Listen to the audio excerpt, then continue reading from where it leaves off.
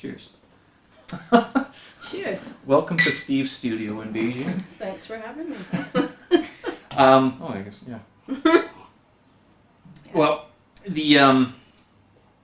so I guess, how do I introduce this? I typically record it afterwards, but I can record it right now. Today is Saturday, September 26th, 2020, and this is episode 17 of my podcast.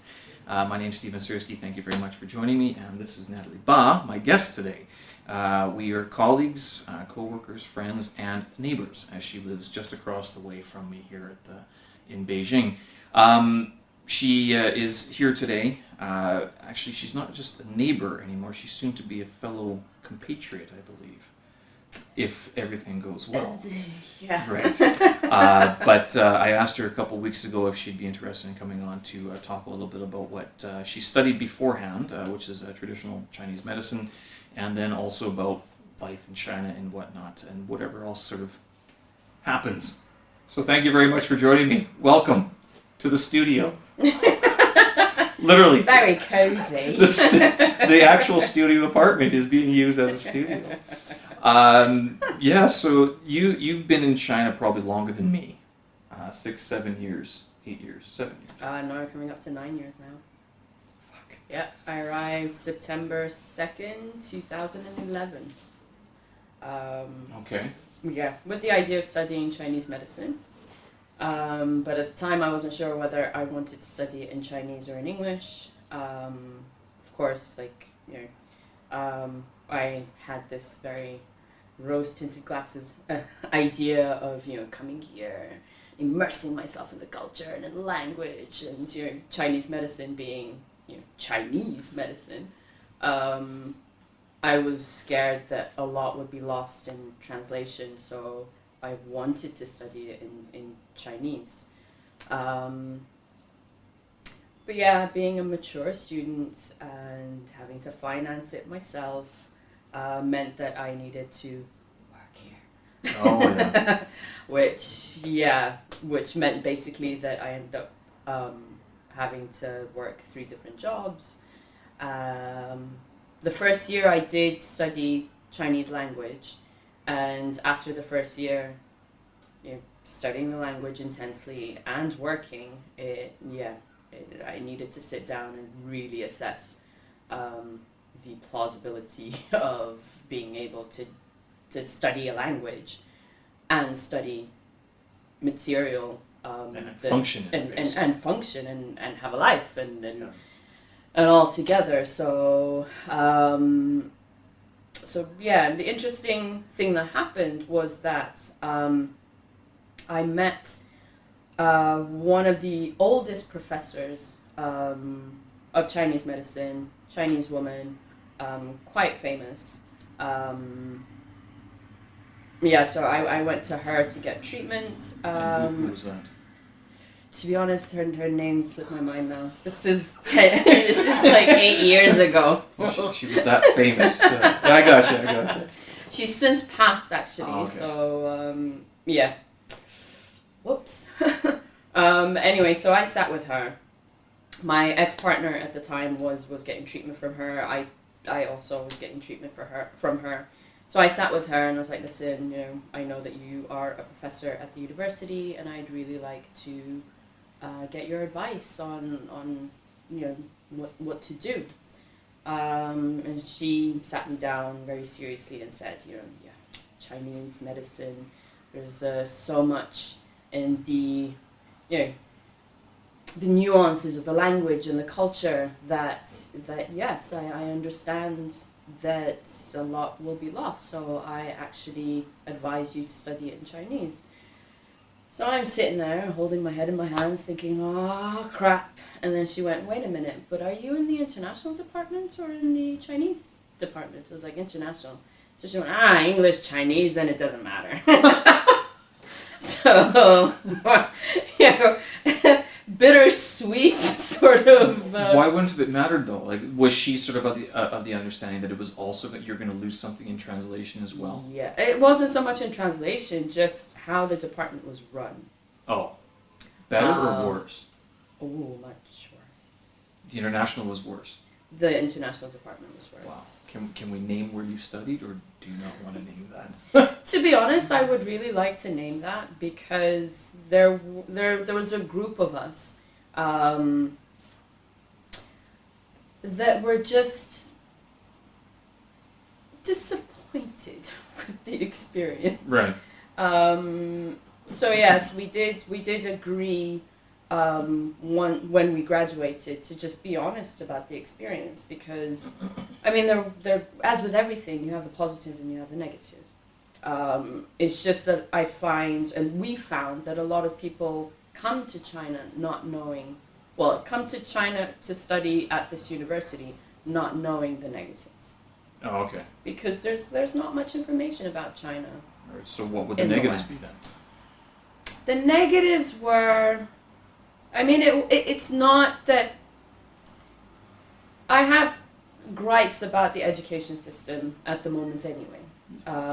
That's a given. Most people have gripes about how Exactly. things in terms of the education So structure. a lot of the issues that we had with the university were just the same issues that everyone's having problems with around the world, but times 100. Oh. Okay. Because it's a different system. Chinese medicine traditionally was taught as an apprenticeship. You find a doctor and you mentor under this person. Which makes sense. Exactly. So you're working with this person for at least a decade. Of course, much more. And you probably start young too. And you start young. It's a lot of the times it's a family business, so it stays within the family. So yeah, from when you are born, you are part of the lineage. It's a lineage system. And then now you have so not to get too bogged down with dates and who changed what and whatever, but yeah, so Mao came in and wanted to sort of take Chinese medicine and use it as a way to push Chinese culture and share Chinese culture around the world. Mm-hmm. So he put in a lot of money into Chinese medicine to kind of revive it. And in doing so, it wasn't exactly at his time, but it was a little bit later on where they started to change the system and try to make it more of a Western standardized education model, which meant let's throw out the apprenticeships and bring in, bachelor's, master's, PhDs, where you go into school, you have different lecturers come in and teach you things, and then you graduate and off you go. But you had all these professors and teachers that didn't work that way. They didn't come from that. So lecturing was difficult for them. I could imagine, because it's like with that change, it's not like they had a leeway with it. It was like once that semester ended, they were given a notice, and then the next semester they were told, okay, this is how you're going to do it. I wouldn't be surprised. And you're going, okay, so I have to go from a lifelong teaching approach to bookwork, basically. Yeah. And that's how it was for a lot of... I mean, that's not to say that we didn't have... Well, I wouldn't even say a handful. There were 2 or 3 professors that were excellent. And a few that you could see that they were good doctors. You could see that they knew their stuff. They just didn't know how to teach. And then on top of that was the language barrier. Okay. So we had 2 professors that actually spoke good English, and then the rest struggled. Yeah. So... Which isn't their fault. I mean, they're in the international program. No. Probably mostly for the money, because it probably paid more. No, well, I don't know whether it paid more, to be honest. But hearing how much they were getting paid was a shocker to see how little they were getting paid. And I mean, it was just a lot of things that compounded why they just weren't they weren't enthusiastic about their job. They weren't trying anything new. They were just, I mean, we had one professor in particular, and she was one where she knew her stuff, but language is a barrier, and yeah, it was a PPT style where she was just reading off the PPT, and the PPT was a copy paste of the book. Right. So, you mentioned earlier, why would I sit in a classroom where I can just read the book? This was, Exactly what it was. Exactly what that was. Well, and you'd ask her a question to clarify something that she said, and she'd just reread the same sentence, and it's well, that's not why I asked. I'm not hard of hearing. right. I can hear what you said. I just don't understand It's what the you concept said. that. Exactly. Yeah. So it was having to fill in the blanks ourselves a lot. In that case, when someone studies traditional Chinese medicine here or anywhere, is it like a biology class where you get a dead frog and you cut the thing up, or is it more like, I don't know, a classics course, and you study bookwork basically? Well, we had it's again the use of the word traditional Chinese medicine doesn't really apply here anymore. So we Okay. study Chinese medicine because Okay. Chinese medicine now is an inclusion of Western medicine.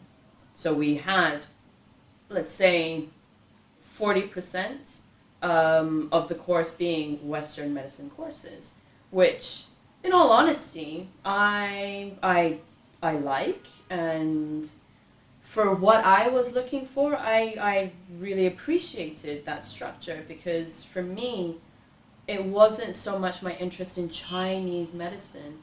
I am interested in medicine and healing the person, the body, the mind, all of it, a holistic approach. And that means incorporating all different disciplines to try and help the person as best as you can. So, yeah, to sort of draw a line in the sand and say, right, this is where you are and this is where we are, and we don't talk and we don't, no, that's not how I see things. So I didn't have issues with that at all. Some people do, some people did. In what way though? I mean, because you're saying it's That Chinese it medicine. wasn't traditional Chinese medicine. It wasn't just, we weren't just being taught Okay. Chinese medicine. The ancient technique Exactly. of. Exactly. I don't want to make the, shaking the leaves over someone and going, okay, now I'm purifying your essence. That's not Chinese medicine. Well, it's but that's people have this image. It's like where you have you say certain words and it fixes something, like almost shamanistic in a way. But that's not. I mean, Chinese. Well, And Chinese this is actually I wanted to ask you. Yeah. When someone asks you about Chinese medicine or traditional Chinese medicine, what are the things that they should have in mind? I mean, is it the teas? Is it the herbs? Is it something else?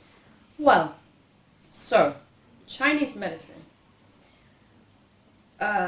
Right now, how it's practiced is that you have the acupuncture, which is needling of certain points that follow the meridians in the body. And then you have the tuina, which, it's connected to acupuncture in that it can use, a big aspect of it actually is the use of the meridians to find certain places that are in disharmony. But with tuina, as well as acupuncture, but tuina a little bit more so, which is Chinese massage, sorry. It's also... Tuina, push, and hold. Okay, Exactly. I'm thinking of the characters, like, which one is it? Okay. All that. I see your Chinese language learning is really coming along. It took a while. Which actually, yeah, like this is the modern use of, the modern word for what is essentially massage, but you have different schools, and tuina is the more modern. Like you also had other characters that were used, and more, and other ones based on which school you studied manipulation of the body. Right. So it's tuina and moi and all the others is manipulation of the body. Anmo would be the one that's most commonly referred to. Like whenever Tuina probably has a much more direct meaning, but amour is more like your, I don't want to say sensual massage, but it's not like they're going and cracking bones and stuff like that. So Tuina is used, it's supposed to be used in a diagnostic and treatment way, whereas amour is nowadays, because it didn't start off that way, amour was another way of diagnosing and treating patients. But now, when you walk down the streets of China, it's all and amour is like a massage, you know, and it's as you said, it's not sensual massage, but it's relaxing massage. Relaxing, yes, Or what do you call it? Where it's like not pacifying. It's not meant to do anything more than like relax the body. And shen. Yeah. Well, shen, ti and shen. Right. So yeah, acupuncture, tuina, herbs, so herbal medicine as well. Am I missing anything now? Does the tea fall into that? Because most people would know of the herbs that go into Chinese medicine. Well, preventative medicine. So preventative medicine, that would include the teas, the tonics, the nutrition. You also have, of course, the addition of body exercises. So you have cultivating, like body cultivation exercises. So all of these need to go together as a holistic way of treating a person. So it's 3 different parts. Acupuncture, massage, massage. 4 different parts. So, and herbs and body cultivation. However, body cultivation has sort of lost. So what is body cultivation? Importance. Body cultivation. There's different practices. You have the qigong, you have the tai chi, you have the baduanjin, you have from what I understand, speaking to different lecturers and different people, is that they all came from the Daoyin exercises. There's like an ancient depiction of these movements and stances that a person takes, and from that came all the different aspects and all the different faces of body cultivation movements.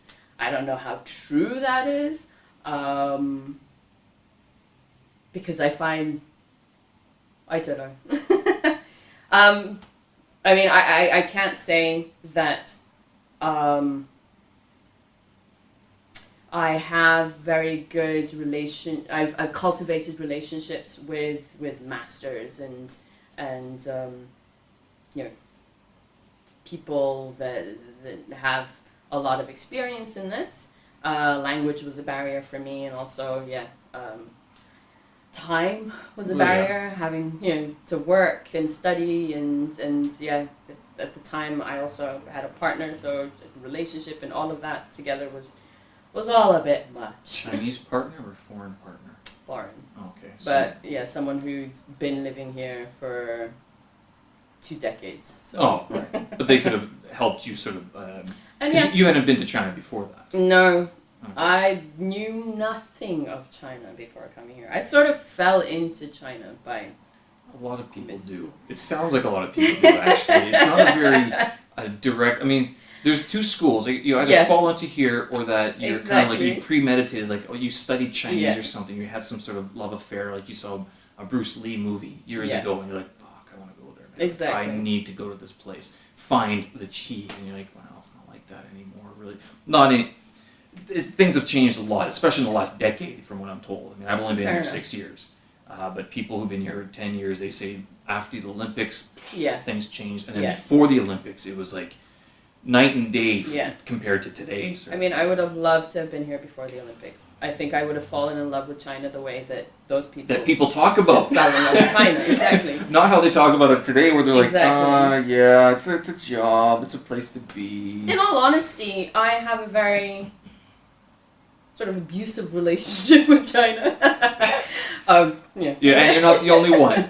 You're not. Yeah, I mean, there are days where I love it, and there are days where I just don't. So what are the days that you don't? Like, what would sort of make it a day that you don't love it? when things that should be easy are not. Like what? I mean, 'cause I understand what you mean. There have been times where, and whenever this happens to me, it's usually one of those situations, and this is one of the reasons I actually like going back to Canada, is to remind myself how if I was a Chinese person and I went to Canada and had a similar situation, how they would sit there and go, what are you guys doing here? Why don't you do it this way instead? Yeah. Doesn't that make sense? And then the reverse happens. You come to China, and you think, okay, according to my growing up, my bringing up, this you should do it this way, but then it's not done this way. That always seems to pacify me. Although there are times I'm like, this just doesn't make sense. I can't get on board with this. Like half the employment out there, I see people standing around in jobs. I'm like, you aren't necessary. You will be replaced. But the thing is, once you get out of that perspective and see it from the outside, there's so much about how things work here that work for here. Yes. And I have to admit, I am in awe of how things are done. Like, it's a massive country with an insane population. Lots of people. Lots of All people over the doesn't place. even begin to describe how many people. I honestly feel like after leaving China, I've like hit my people target 3 lifetimes. Everything else is pasture land compared to walking through a Chinese city. So to have all this organized, to have all this police, to have jobs enough, to have food enough, to have everything enough is amazing. Like it's an amazing feat how they do everything here. And then you compare like the COVID situation right now, what's happening here and what's happening abroad.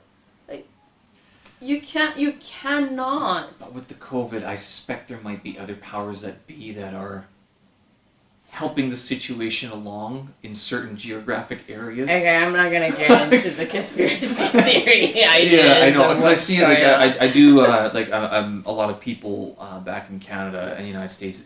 The whole mask debate is a political argument now. Whereas here, it was like just wear a mask, and then people did, but. It wasn't so much wear a mask. It was wear a mask. Yeah, there was no like Exactly. your freedoms are being trampled upon. It was like it's mandatory to wear a mask. Exactly. And even when they started phasing it out, it was you still had to bring one with you. You still have to bring one with you apparently. And then it's recommended that you do. And then any place like a mall, they still I think a lot of them require you to have a mask at least upon entrance. Yeah. And then restaurants and things like that. So it's not.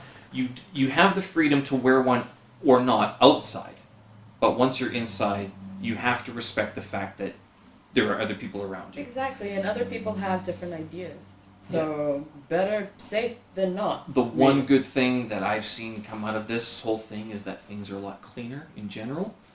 Hand sanitation, the soap in all toilets. I must admit I am hot loving water in that. more places. Yes. You're going, wow. All we needed was COVID.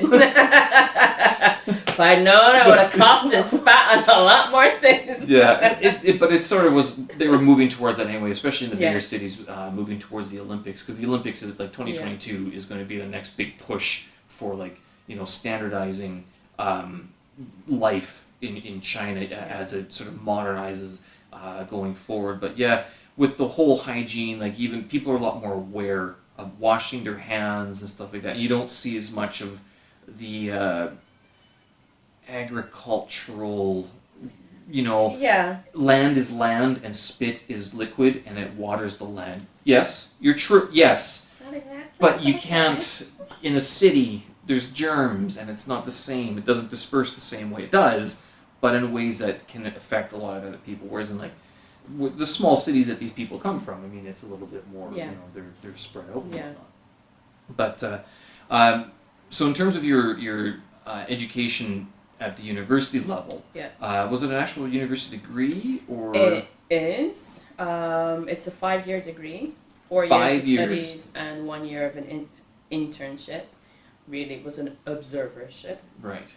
Because here, unlike everywhere, well, unlike in other countries where Chinese medicine is taught at a university level, you, as a student, you are not given a student license to practice. Okay. So in Canada, once you get to your internship year, you have a student license, so you work in the clinic, and that's how you learn. Yeah. In the US, it's the same.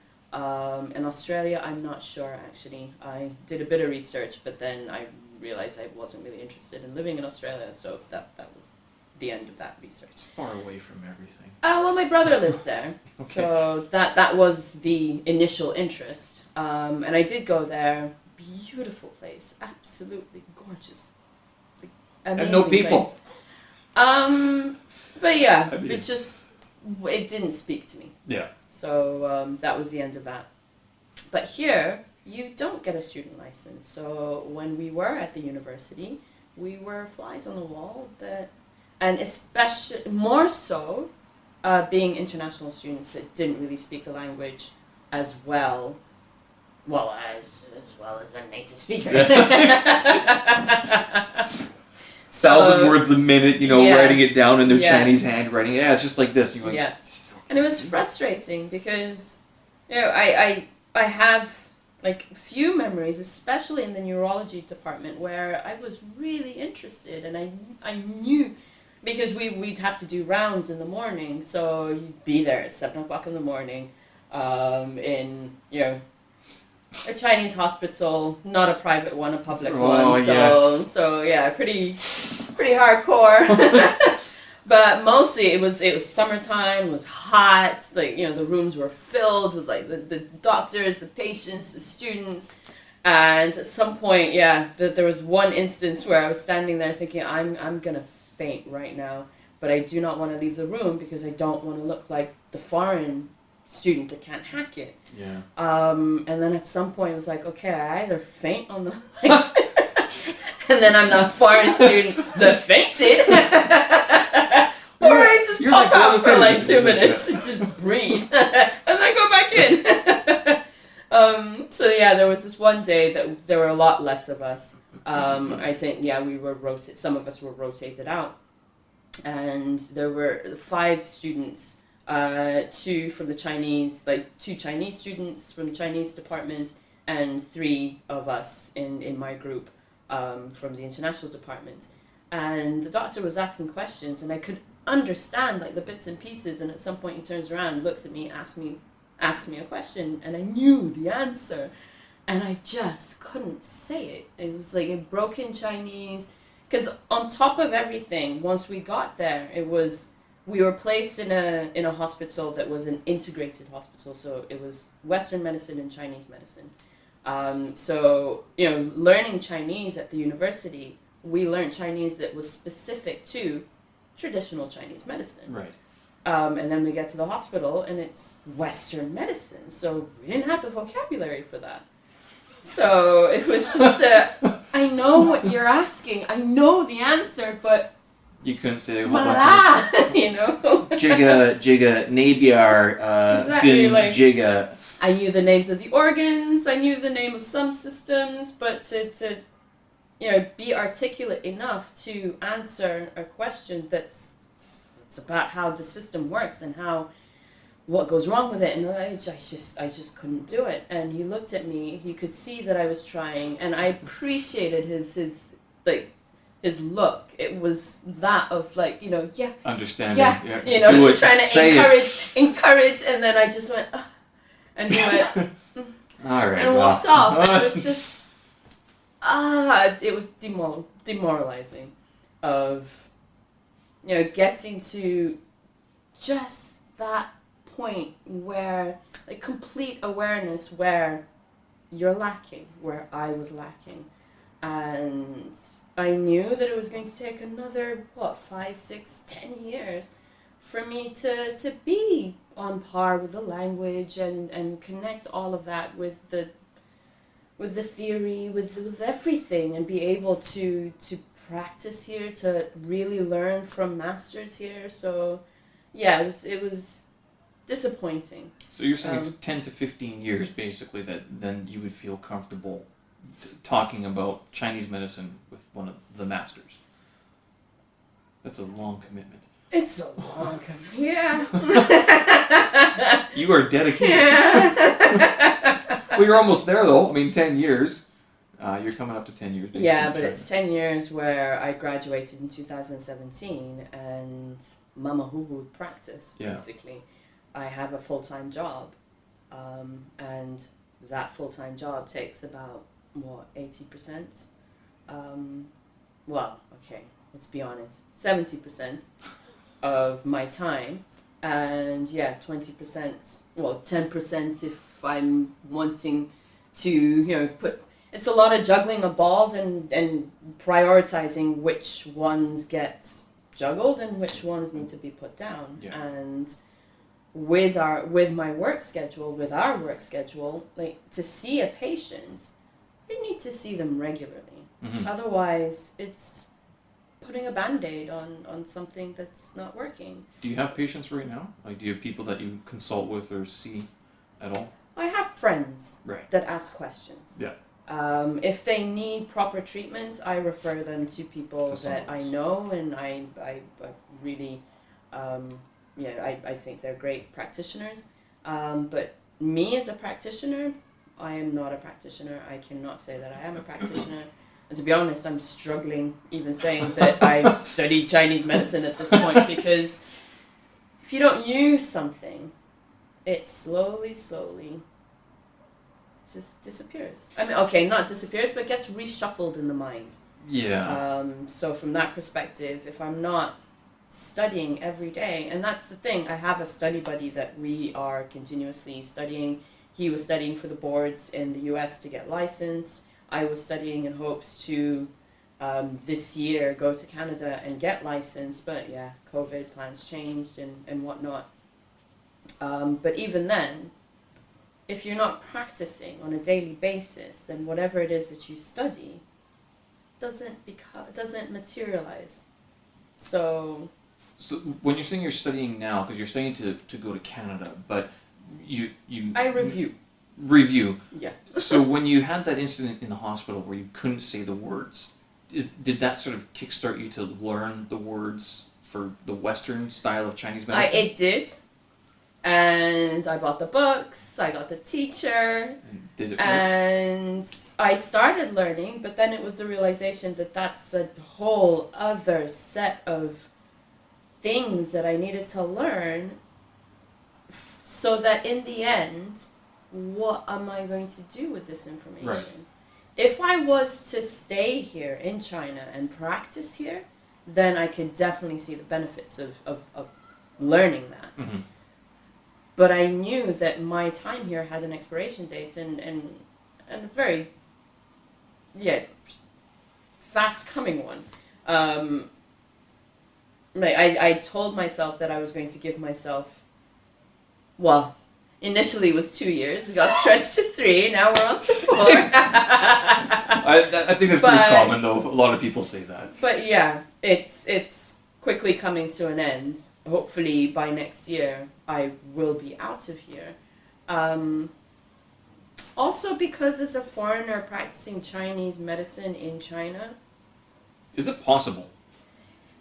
It is possible. It's a longish road, because as I said, you cannot get a student license. Yeah. So what the system that they put in place is that you need to apply for the licensing program. And that's another 2 years of study.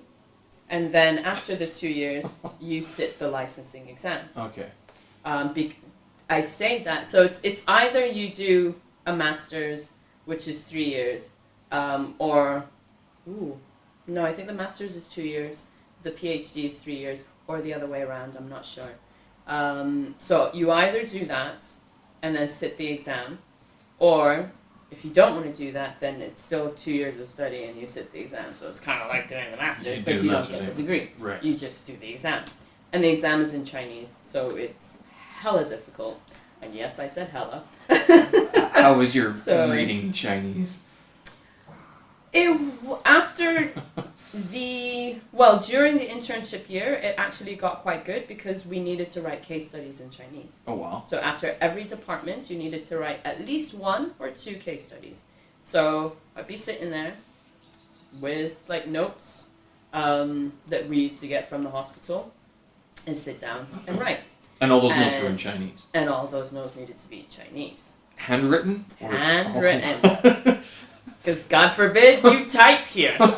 I have a mentor, Thomas Garin, well, more a friend now than a mentor,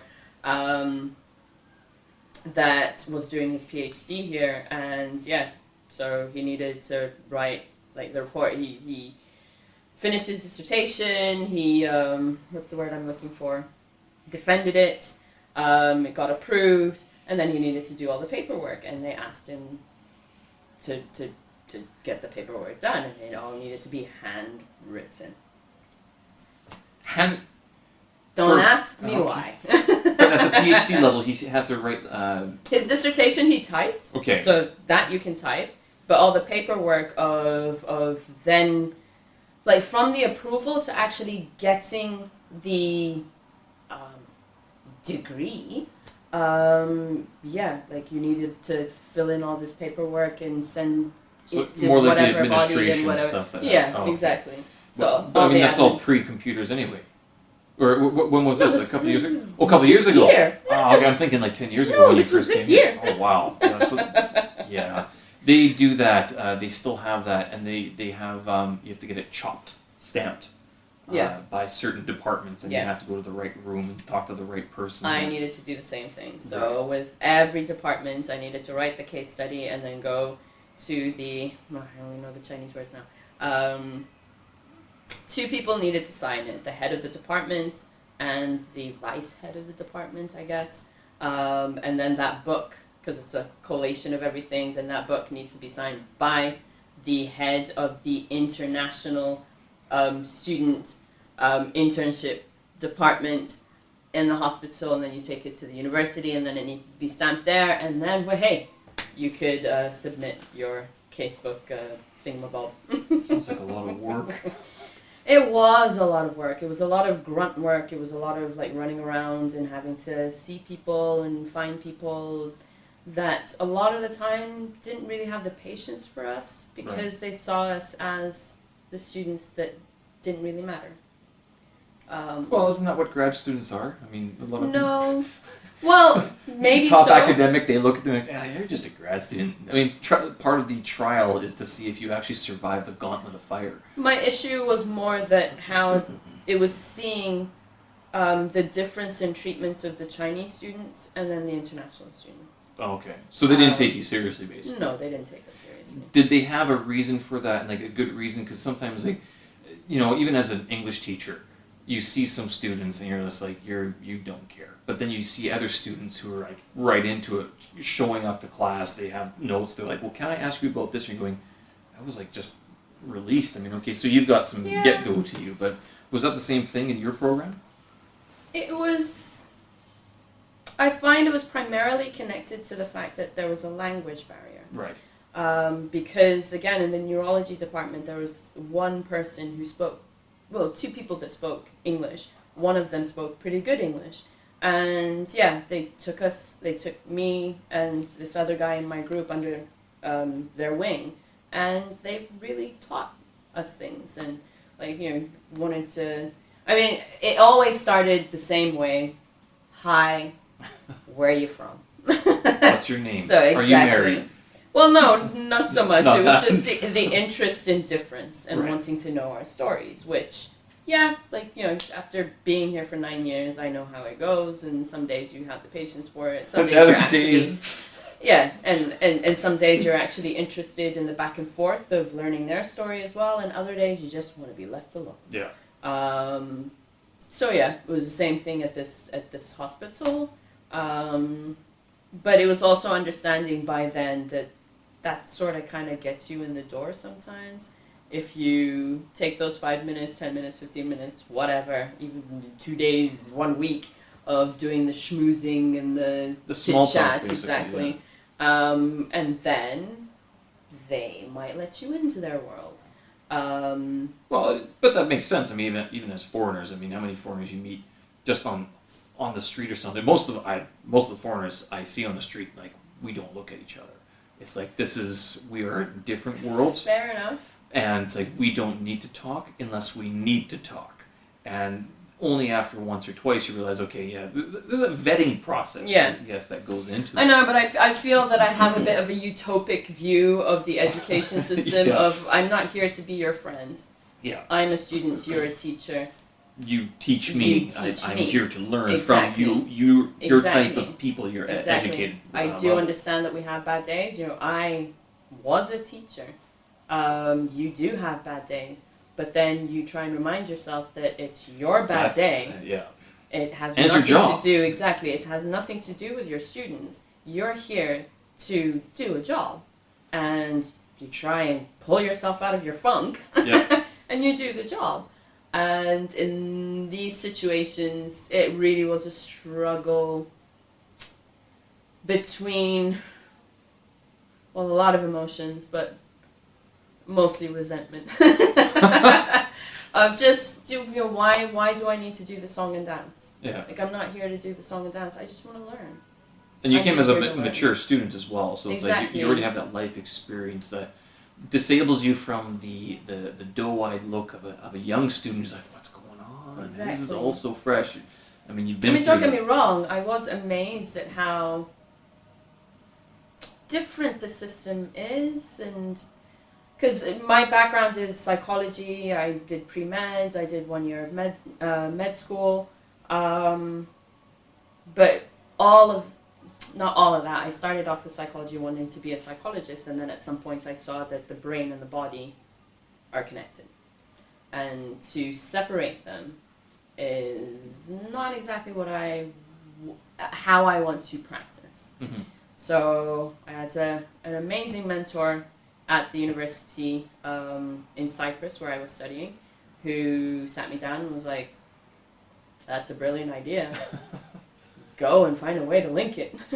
We have, they had a pre-med program at the university, and she's like, it's a stepping stone. There isn't anything else that's available here, so why not do a dual degree? So I did, with the idea that, build on top of that. So at the time, I was young, I didn't really have great direction, as people do when they're young. And I just didn't know what questions to ask, because I didn't know what was available. I'm from Kuwait, small desert country, not much by way of difference from from the norm, let's say. Right. So I thought to myself, okay, to be taken seriously in the world of alternative medicine, I need a Western medicine degree. I'm gonna go get a Western medicine degree. So, which means what? Western medicine being what? Western medicine being what? Like surgeon? Not surgeon. Well, no, Heart a specialist. GP, let's say. GP, okay. Yeah, general practitioner. Just having that as a base. Right. Just so that I can have the MD on my wall. Right. So that when patients come in and I use an alternative form of therapy, they look at the MD and go, okay, she knows what she's talking about. Right. she's brought out the drums and the leaves and the chanting, but she's got the MD. But she got the MD, exactly. so I mean, other people sort of agree with her exactly. in some way. She's not that much of a loon. Does that happen though? I mean, because I know one of the current debates it's bubbled up every now and then. It's like when someone calls themselves a doctor, but they're like a historian doctor, and you're going, well, it's Doctor so and so. But unless you're saving people's lives from like dying of not knowing about history, there needs to be some sort of, or does there need to be some sort of division between the medical doctors, which is what MD basically goes for, and like doctors that are people who are schooled very well in what they know. To be honest, I don't feel that there needs to be a separation. However, you yourself saying you're a medical doctor and doctor that is a separation that Yeah. a person can use. So, But it's people really ever good introduce choice. themselves, I'm a medical doctor, so and so. They just Well, say, then- I'm Doctor so and so. Then they don't have an issue with the idea of separation. Does it happen though with like the whole Chinese medicine? Because you said that you started out with this desire to go get the Western medicine education, and then you came to China afterwards. So, No, and then I went to Serbia. Okay. I did a year Of course, because you couldn't stay in one country. Oh, I've been all over. It's easy. So I went to Serbia. I was there for a year, and then for financial reasons, and also for other personal reasons, I decided not to stay. It was also speaking to another professor that sat me down and was like, you want to study alternative medicine, like you shared your story, and you don't actually need to put in that, those 7 years to get a degree that in the end you're not really going to be using. That sounds like good advice that a lot of people need to hear. Is like, you don't need to do that. Yeah. Here's another. So what did he tell you or she tell you? He actually put me in contact with the University of Westminster in London, because he was a visiting professor there. I don't know whether he still does actually. At the time, he was going there annually for a semester to teach there. And he was just like, they have an amazing herbal medicine program, apply. So, yeah, I applied, I got in, and it was... Westminster after. No, it was during that time, there was the change in the fees in the UK. So there was that whole uproar.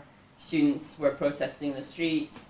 They wanted to triple the fees. Okay. So as an international student there, I would have had to pay, before the increase, £11,500 just for tuition. And then they were thinking of tripling the fees, so I was looking at that and thinking, that's a house. That's like a down payment on a house. That's an obscene amount of money. Can I do this?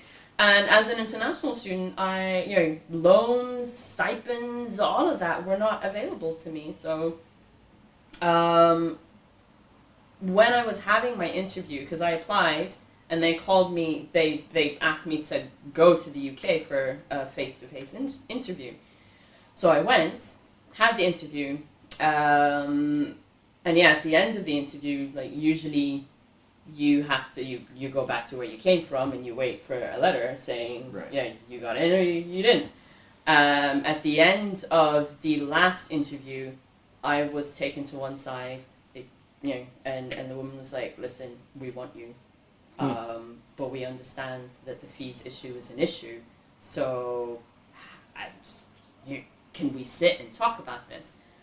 So I was, ecstatic at having been accepted right then and there. And it was a very honest conversation of the only way that this person could see me being able to afford the tuition and living in London was to write every charity foundation and ask for money. So you got the money? Of course not. If the government wanted to triple the fees, does that usually mean that people have money?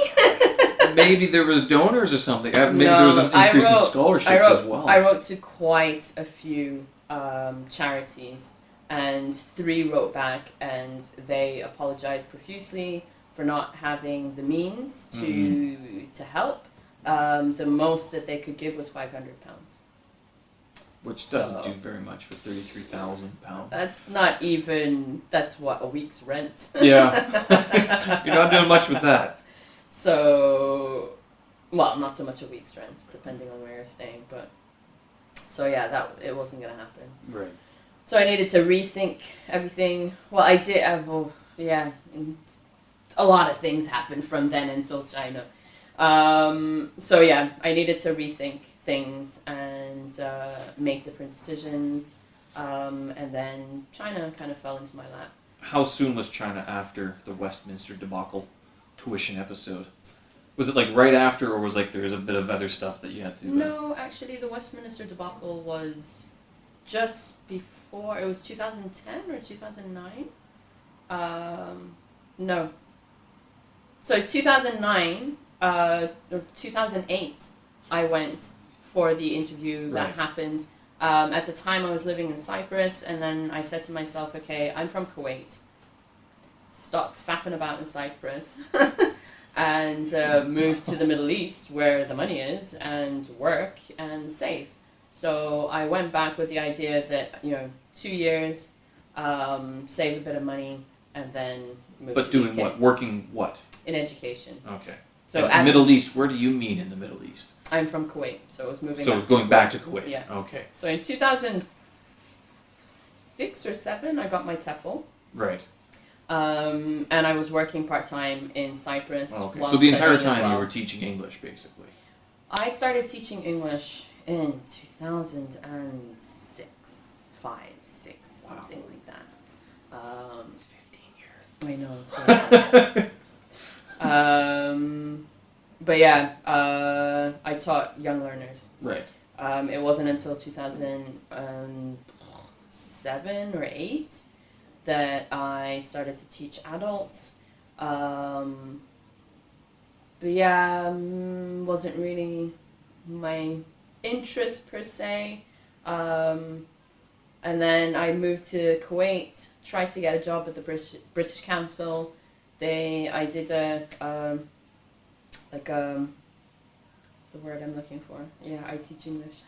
Not an interview, like a screening or something. Not a screening. I had to teach a class where they observed. A demo. A demo class, thank you. Right.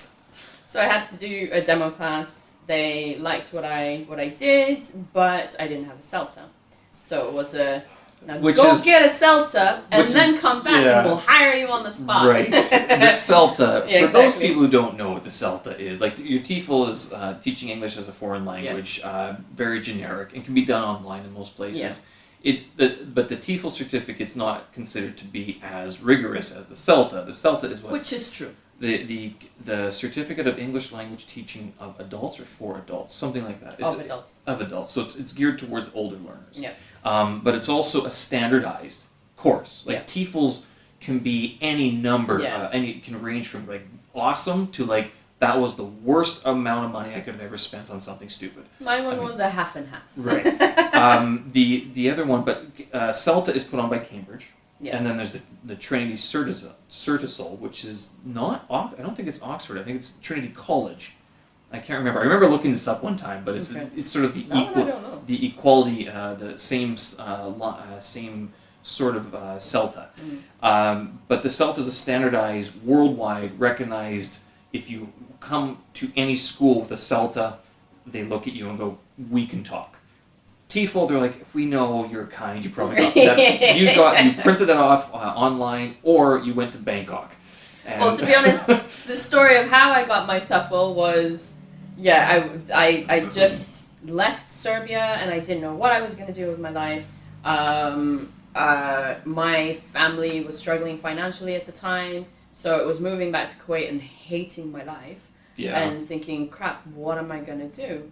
And at that point, I went back to my school, high school. My school was basically primary school, middle school, and high school all bunched into one. So I went back there because at 16, I got a teacher assistant's job and I liked it. So I went back there thinking, fine, it's a bit of money. So I started being a teacher's assistant and I actually enjoyed it. It was for reception, which basically meant they were 5.5 to 6.5 years old. And the teacher that I was working with, absolutely amazing woman. I loved her to bits. I loved her teaching methodology. I loved how she interacted with the children. Like, she was just great. And that sort of inspired me to think maybe I should go into education. A friend of mine at the time as well did her TEFL and then CELTA and was basically advising me to just do the same until I figure things out. At least it's something that I can have, that I can use, And if it works out, it's great. If it doesn't, then at least I have a job where I'm making some money that can, go towards whatever I choose to do later on. So there was an Italian woman that I was working with at that school at the time, and she was going on holiday with her 2 kids and needed a friend, au pair, to help her out with the kids because the husband wasn't going to be there. So I was like, all right, great. I'll go to Cyprus, get the TEFL done. You fly me from Cyprus to Italy, help you out with your kids, and then come back to Kuwait and work. So that's how I ended up with the TEFL. So you got an Italian family to pay for your TEFL in Cyprus. That's pretty neat. But I mean, how much? And a free holiday in the south of Italy. Right. Now, I mean, to put that in a sort of economic perspective, it probably wasn't too expensive for the TEFL. No, it wasn't at all. And then even like the flight from Cyprus to Italy, there's It probably wasn't too expensive. probably a daily flight. Yeah. I mean, all in it all, sounds I didn't romantic. even. Expensive. Yeah, No, exactly. it was like $100. I didn't really get paid that much either because Yeah. she was a friend and I felt kind of weird getting paid, but she was adamant on paying, and it just made things a little bit clearer. So I was like, okay, fine, fair enough. So basically, I just mostly got a paid holiday and I covered the TEFL cost. That's pretty good though, Exactly. and she's It was helping you out brilliant. sort of with Exactly. your career development. I going back to the British Council in Kuwait, of course they said, we offer the SALTA here. So why didn't you could buy do it with from us? Exactly. And I thought, well, that's an idea, but you know what? Your student base will be very homogenous. All Kuwaitis. All Arab at least. Right. So if not Kuwaiti, then Egyptian or Syrian or Lebanese. Which yes, they are slightly different.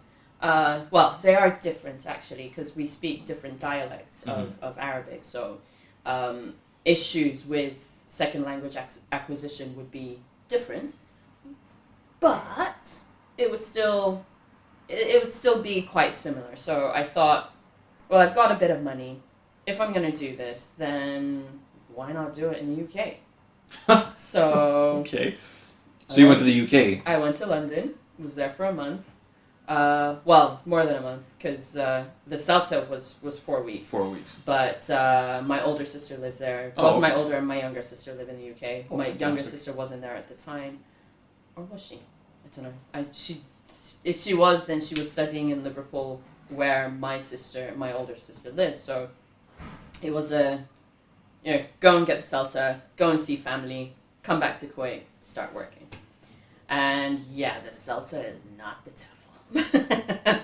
It's intense. The SALTA's intense. Did you get into any arguments with your tutors? No, actually, I really enjoyed the school that I did it at. They were very knowledgeable, like very good on giving great advice. There was one teacher in particular, I want to say Russian or Ukrainian background, that just killed with grammar knowledge. Like she savant style, like knowledge in grammar. That seems to be any high-level person who's speaking or who has studied English as a second language. They all know the grammar terms, and as a native speaker, you're kind of going, I don't know. Exactly. I don't know. Exactly. I just say the words, and people understand. I studied English old school style. I went to a very traditional, British overseas international school. So you just sort of absorb language. I knew 4 tenses basically, and then you start with this, and you're like, holy crap. I have to explain the present simple, past continuous. I actually studied, prior to going to university, I studied Ukrainian and French at my elementary school. We had to.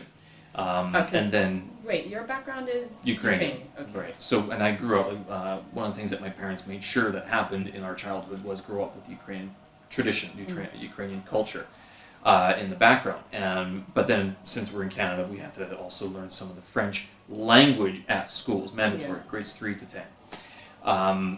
So I was vaguely familiar with the grammatical structures. Not as bad as, some English teachers who they're like, I don't know, I just go online and look it up on whatever englishgrammar.com, right, or something. But I mean, I am by no means aware of how English grammar, Latin grammar, okay, I gotcha. Greek grammar, ancient Greek grammar, could kind of pull that one off because that's what I studied in university.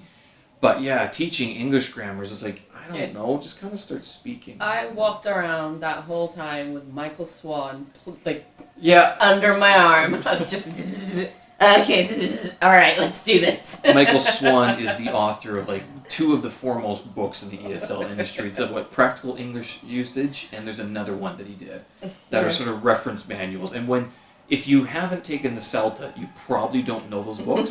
Then you take the CELTA and you're like, where were these books before?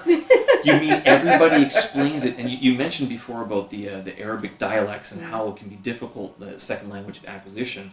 One of the things that people don't understand when you become an English teacher is that you learn how students learn from around the world. And this pops up in language stereotypes. When people make fun of dialects or like the Chinese pronunciation, it's because it's so well known how they learn the language. It is comical, but at the same time, you use that. And you go, that's how you teach someone. Like, as a Chinese learner, as a Japanese learner, your tongue has learned how to say the words in your language like this. English requires it like this. You preempt things. So you kind of cater your lessons towards these issues that you know that are associated with certain nationalities. And certain geographies language as well. And geographies and certain language backgrounds. Yes. So yeah, that was. I mean, I'm very happy that I did my CELTA in London because it was a mix. Like it was it was basically walking in and going, oh my god, there's so many different kinds of people. It is a good introduction to a lot of different people, but I think they select those people very carefully, not carefully, because they usually have to take people who are willing to do it. Those students, they basically pay $60 or whatever it is. So it's basically a course that's made available at a much cheaper price. The same with anything. Like you go to I'm thinking of redoing my internship year, going back to Chinese medicine at the Toronto School of Chinese Medicine. At their clinic, where if you go to their clinic, then you're paying a lot less because you have students that are practicing on you. So the same thing here. The course is made a lot cheaper, and to be honest, I don't know whether there's a selection process or not. We were not told that at all. But the students are told you're going to be guinea pigs for new teachers. So if you see one of them shake and like almost faint, don't laugh. I think they're prepared for nerves and like. 'Cause I remember when I was teaching, there were people who were shaking at the whiteboard, the blackboard, whatever it was. Yeah. We were using chalk even. We were using chalk. How long ago was that? This was like a couple of years, 6 years ago in Montreal, but it was, we were using markers. It was whiteboards, that's right. I was using chalk here in China at the universities, but there were people who were shaking so bad, they were like trying to write these words on the board. That was never my issue. My issue was always like, I'll just wing it. You can't wing the CELTA. You can't wing have the to CELTA plan because everything. you will get that one question at least once. Well, and even your tutors will pick you apart and go, why didn't you do it this way? Yeah. You went over your time, which seems very nitpicky, but that's the whole point of the course. Yeah. When you enter the course, and this is especially for me, I had a large ego about, because I'd already taught English. I'm like, it's a class. Get them talking, Same conversational. Here. Yeah. And then it was like, no, there's a standard way of doing that you don't have to use if you don't want, but this is a tried and true, proven method. It's a template where you use as a skeleton, and once you gain enough experience, then you can add on or take off. And all classes have the same elements. Exactly. You have to, there's the warm-up. Hey, how's it going? How's the weather today?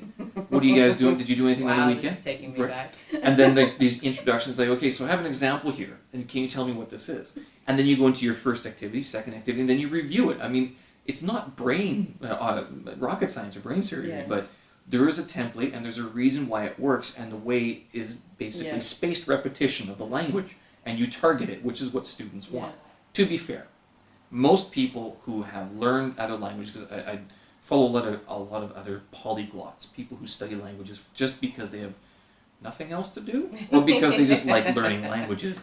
But it all comes down to being able to learn something, space it out, review it, but then most of your learning is not going to be done in the classroom. Not, like most people tell you, it's not what you do in the classroom, it's outside of it. And this is where I struggle with Chinese medicine. Right. Because whatever I'm doing now, it's still restricted to a classroom setting. Whether it was at university or whether it's now in my living room or whether it's online with my study buddy friend. And I know it's limited. I know that it's very limited. So this is why I hope to go to Canada, go back to university, but in this instance, be in a clinic. Well, are you blogging about it? Are you podcasting about your knowledge? Isn't that what people do these days? Okay, so I could be a teacher, and that does help. Yeah. Again, there's something about that I'm just... It's There's not so for many everybody. different aspects of that I just don't feel comfortable with. I want to practice. That's what I want. I do not want to be on the other side, well, on one side of a microphone, talking to people and telling people about something that I haven't practiced. You know, I'm just going to tell you how all it is, and then I'm going to write a book about it, and then it's like, well, so you've actually, so have you done any of this? Exactly. So I just don't feel that I have enough experience to really say something worth listening to. A lot of bloggers feel like that when they start out. Fair and enough. podcasters. But I mean, again, it's not for everybody, and yet you do want to actually use it rather than... I will do it when I start practicing. Yeah, when you can start backing up, like, well, actually, this, because especially if you have real life experience and you can relate it. I mean, that's why the great teachers are the ones that can give you a personal example. It's like, Exactly. or tell you, it's like, I know the textbook says this, but this would be a better idea because Exactly. in my experience, I've seen this work better Exactly. or more of it. I mean, at the moment, me and my study buddy friend, have an idea to kind of get ourselves sort of out there, sharing information based on what we have experienced in, and that is us being students Right. and studying for board exams. So we do have an idea of building an online resource portal for people who are studying for board exams. So we'll see where that goes. In China or like around the world? Well, it's online, so around the world. Okay. It will be open to everyone. Would it be, but studying for board exam? Okay, so but that's like the North American. It The wouldn't North be the American. Chinese. No. It won't be Is the there Chinese. a board exam? There is a board exam, the licensing exam, which Okay. is like what I was talking about. I mean, there's an overlap because at the end of the day, there's certain things that you need to Same know. idea. Right. Yeah. So you could use that to use what we have, what we're hoping to offer. It's still very much in its fetal stage at the moment. So yeah, I mean, you would be able to use it to study, well, hopefully to study for any board exam, that's Chinese medicine related. However, yes, the information that we do have is, based on the experience of this friend of mine, having done the American, I'm going to butcher. The Australia doesn't actually have a board exam. You sign up for, you join the association, Okay. and you can practice after that. This is the information that I found online. However, I do not live in Australia, so I don't know the ins and outs. I could be wrong. What's the association that you have to join? The Australian, I think Chinese it's Medicine Association. no, I think it's the Australian Acupuncture Association. Okay. Again, do not quote me. This was a while back. But when I was looking that's what you at found so Australia. far. Yeah. Okay. So I'm not entirely sure How how much it is works the there. yearly or the annual fee for that? Maybe I'll get I certified don't in know. Australia. I don't remember. I can put it on my website. Yeah. No, you need to fill certain criteria. Oh, okay. So you need to have gone to school for a certain number of years, and send all the paperwork to this association. So yeah, it's not a any Joe and Check Jack. this up. Exactly. No, you need to try and send your transcripts and for them to do the whole recognition process. Right. And Which is a good idea. Yeah. The verification that you are who you say you are and you know what you did. Exactly. Sort of thing. Exactly. So with the whole experience problem that you have, that you don't have any, the student visa doesn't allow you to do that. But aren't they changing that now? The student visa requirement, is it the student visa or is it Chinese medicine specific?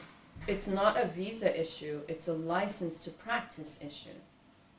You cannot practice. You cannot poke a needle in anyone, Right. and you cannot prescribe. The prescribing of herbs is kind of a bit more lax, let's say, because it's only with certain herbs that you need a doctor's prescription with a stamp to use to actually get dispensed from a dispensary. Such as? The more toxic ones, and of course ephedra. Okay. Ephedra, sorry. So yes, for those. And not just those. I learned like a year ago or something. Guizhi, which is cinnamon. Mm-hmm. Cinnamon. It's a different type of cinnamon. Gui pi is like the cinnamon sticks that you'd buy at the store. So you have guizhi and you have rogui. Okay. Rogui is more the cinnamon bark, and guizhi is more the cinnamon sticks. Okay. And for guizhi, because it's very warming, with certain dispensaries, you need a doctor's prescription, which I was very shocked. What? Because it's cinnamon. Wow. But yeah, so there's one. Well, there's many dispensaries that exist that will give you guizhi, but there's one in particular that I kind of go to get certain prescriptions filled. So that's not really an issue, but with acupuncture, yes, you need a license to legally give someone acupuncture. That makes sense. I mean, you're sticking needles into people. You kind of want some sort of standardization. Exactly. Which, yeah, I don't have issues with whatsoever, except when you're studying, when you're learning, again, if you were in the apprentice mentor model, then you'd have the apprentice with you, Right. directing your learning and what you're doing and whatnot. So you'd be practicing at some point, at least, and maybe not in the beginning, but at some point, the mentor would be saying, you need to practice. Exactly, you need to practice. You can so do that you can learn. Yeah. But in this system, in this model, we don't have that. So that's where the difference is, and that's where the difficulty is of not being able to practice. Can you apply for that licensing with it overlapping your education, or do you have to finish the education in order to do the education? I'm not sure whether. I'm not entirely sure whether you'd be able to apply for it when. I'm not even sure whether they even have it when you're doing your masters and your PhD. I don't know. I do know that there is sort of like a grayish implementing of the rules.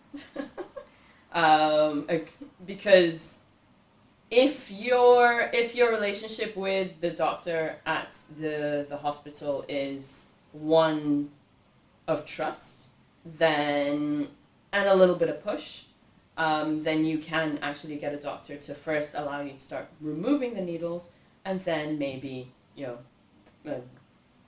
perform acupuncture. But for the more sort of like just more body tonifying. Like you've got Zusanli, which is like a lot of doctors at that point because it helps not so much invigorate. It helps harmonize the stomach. So in a lot of situations where you're wanting someone to kind of receive, accept certain herbs, as well. Okay, how detailed do I want to go? Well, I mean, overseas, I mean, in Canada, knowing this or hearing about this, what should people be looking for if they're going to go acupuncture, alternative medicine, Chinese medicine? What do you mean by looking for? I mean, because you're questioning how detailed. Well, I mean, it is kind of useful to know because if I walk into a place that says alternative medicine, and my chiropractor back in Winnipeg, he was promoting something, I'm just like, oh, I don't think I'm going to do that. I need to research this on Google for at least 3 weeks before I commit to it, sort of thing. But I think that is because like I went to a chiropractor for bone adjustment, not for getting upsold a different product, which is what can happen in some other private clinics. Yeah. So what should people be looking for in that case, and what should they know about these practices? I get a lot of questions from Westerners wanting to try out Chinese medicine. Okay, yeah. Chinese medicine, I mean, you wouldn't go to a Western medicine doctor and say, I want to try out Western medicine. They look at you. Well, what do you want to try? Exactly. Are you talking LSD, or like do you want to learn how to reset a broken bone? I mean, which part do you want to do?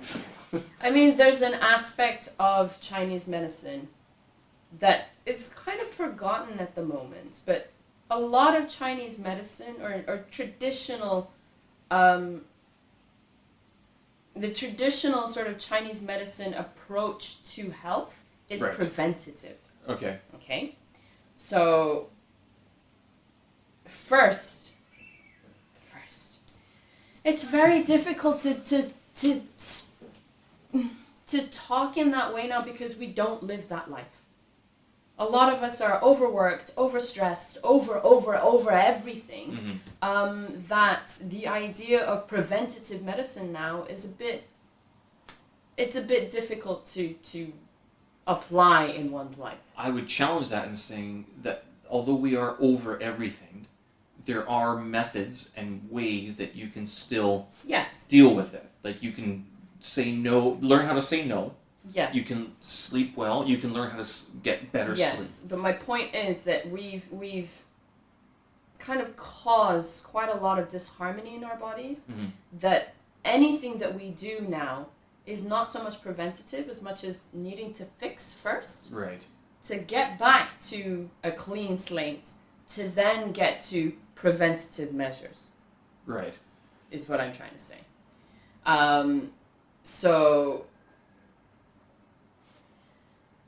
as I was saying, there's an aspect of Chinese medicine that's preventative, and that you can say, let's try. Let's try, body cultivation exercises. Yeah. Let's try, nutrition-based therapy. Let's try these things like massage. Yes, that I can say, go try. Yeah. But when it comes to actual diagnosis and then treatment, that's not trying. That's you're going there because you have a specific issue. Mm-hmm. And if you have a specific issue, you sit with a doctor and they use their diagnostic skills, use the theories that we're taught and the structures and the systems, and diagnose what is wrong with you and treat you based on what is wrong with you. So again, you can't just go to a dispensary and say, I'm going to try these herbs. Well, and it doesn't work that way. In that sense, though, I guess what people would be asking is, like, I've been to a Western doctor. They didn't fix it. I still have this nagging whatever problem. Yeah. Back pain, headache, I feel like shit, whatever. I want to try Chinese medicine. So knowing all of those symptoms, and I know patients are like the worst at this, being honest at what's actually happening with their body, and this is part of being a doctor, is like sussing out what's actually bothering this person, right? So if someone comes in with something like, back pain or foot pain, or it's like I got a pain over here in this side of my body, and then they gave that information to the dispensary, what would they be responding with? Okay, so you're sitting with a doctor, they're asking you questions. Similar in Western medicine, you're sitting with a doctor, they're asking you questions. The first issue that I find with patients that know the Western medicine model and then come and sit with a Chinese medical doctor or practitioner in most cases, is that there are certain questions that this model asks that people are not familiar with and people don't pay attention to. Like what sort of questions? Like bowel movements, your appetite, sleep. But Western doctors ask those questions.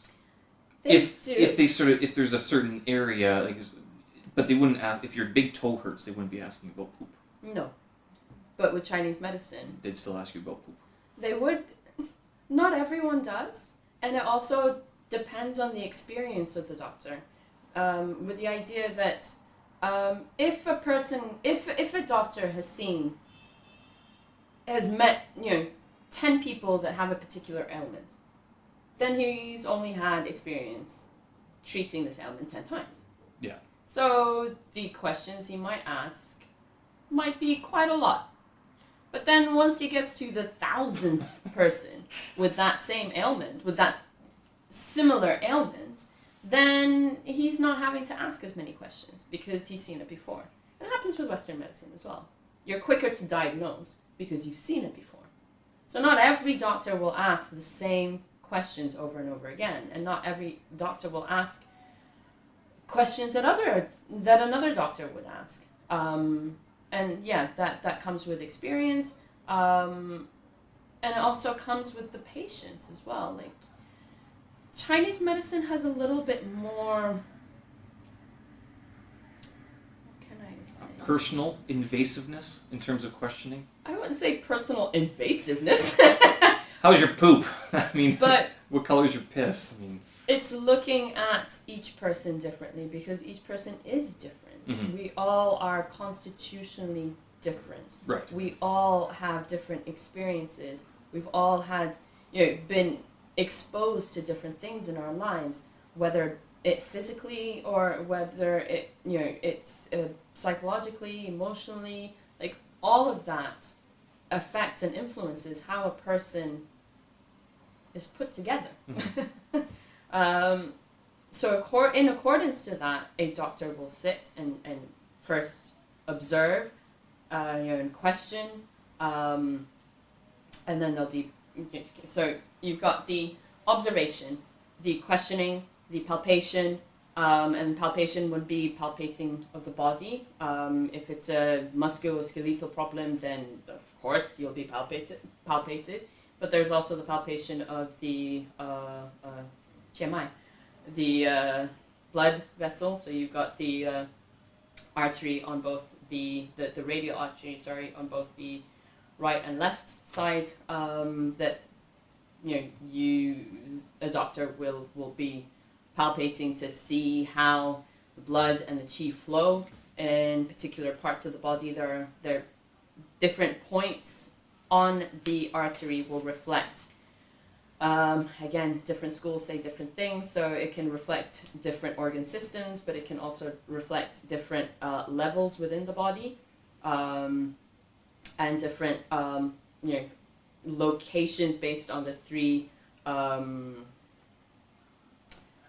separations. So you've got the upper jiao, the middle jiao, and the lower jiao, and you have different organ systems, and I stress that it's organ systems because in Chinese medicine we do use the Western organs, Right. The liver, the heart, the lungs, the kidneys, and the spleen.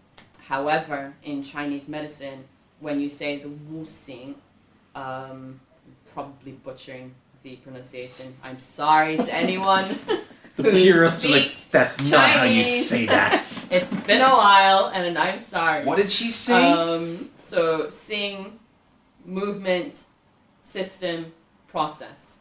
So when you say system, what does that refer to? So Is there like the liver system, the spleen system, like every what we call organ has a system around it, or what does this refer to? it's not really.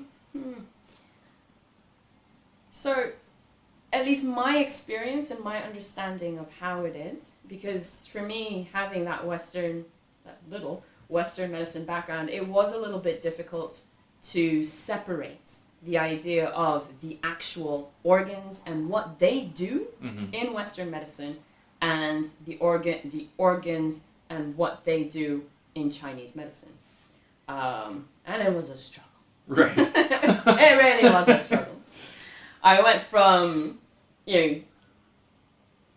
trying to separate what each does in reflection to the different systems, to trying to find similarities, to then throw my hands up in the air and go, I can't do this. No. Well, They're just different. And it's not that they're completely different. They're not, because at the end of the day, the body in Western medicine functions the same way to stay alive. the body functions. The body is. functions, exactly. Right. So What would be the big difference though? Like the system. that there's an For example, overlap. the liver. If we were talking about the liver, how would it be treated differently in terms of the Western organ and the Because Chinese it's not system? the liver.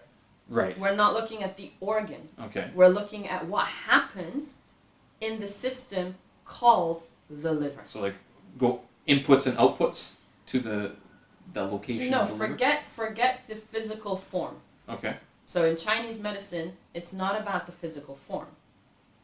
If anything, there is no, not that there is no physical form, but when we're talking about the liver system, we're not looking at the physical form of the liver. We're looking at the things that happen in the system we call the liver. Okay. So that is, okay, I'm not going to do the in Western medicine, this is one, no, okay, so in Chinese medicine, the liver houses blood, but it also is the, what's the word, trying to translate, so it makes sure that qi movements move in the way that they're supposed to. So those are the two main-ish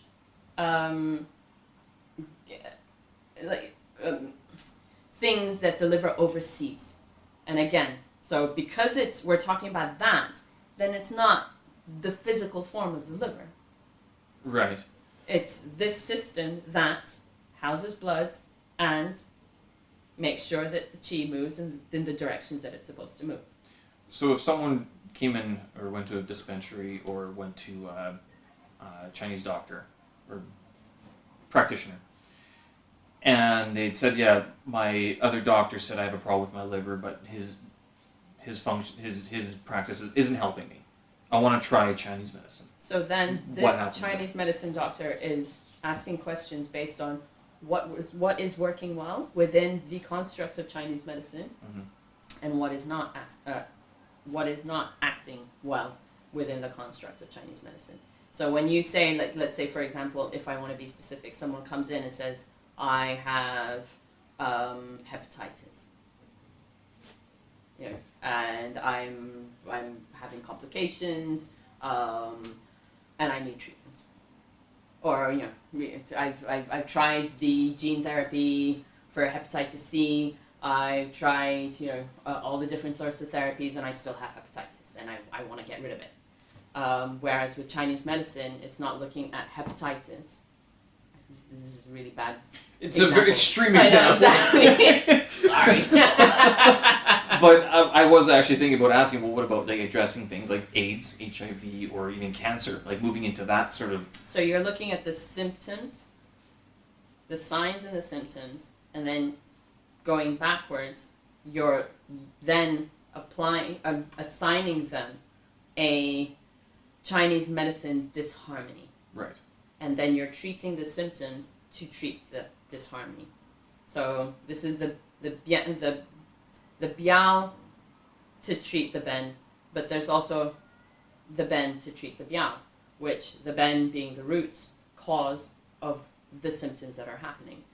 But it's understanding as well, okay, so what is in excess, what is deficient, what is hot, what is cold, what is yin, what is yang, in its roots, so that you can get rid of the signs and symptoms. Would all these the categories that you just gave, could those be similar to what Western medicine calls in different names, like mitochondria, amino acids, magnesium deficiency sort of thing? Like, is there ever that sort of overlap where you say this word, but we refer to it as this? And that's where it stops being traditional Chinese medicine and starts being Chinese medicine. Okay. Because, yes, you do have, especially in the integrated hospitals, especially in the new books that are mostly, well, I wouldn't say mostly, because they were also in the books, like when we were studying internal medicine at the university. So it's half the book started off with the Chinese medicine systems and disharmonies and methodology, and then the other half was, okay, and now we're looking at bronchitis and da da da da da, and all of these Western terms of diseases. But then within that, it's like, okay, you have different different reasons for why you have bronchitis. So it could be that you have a disharmony of the lungs of some sort. Don't really want to go into specifics because it's very personal in that sense. Whereas Western medicine would blanket approach bronchitis, this go. Yeah.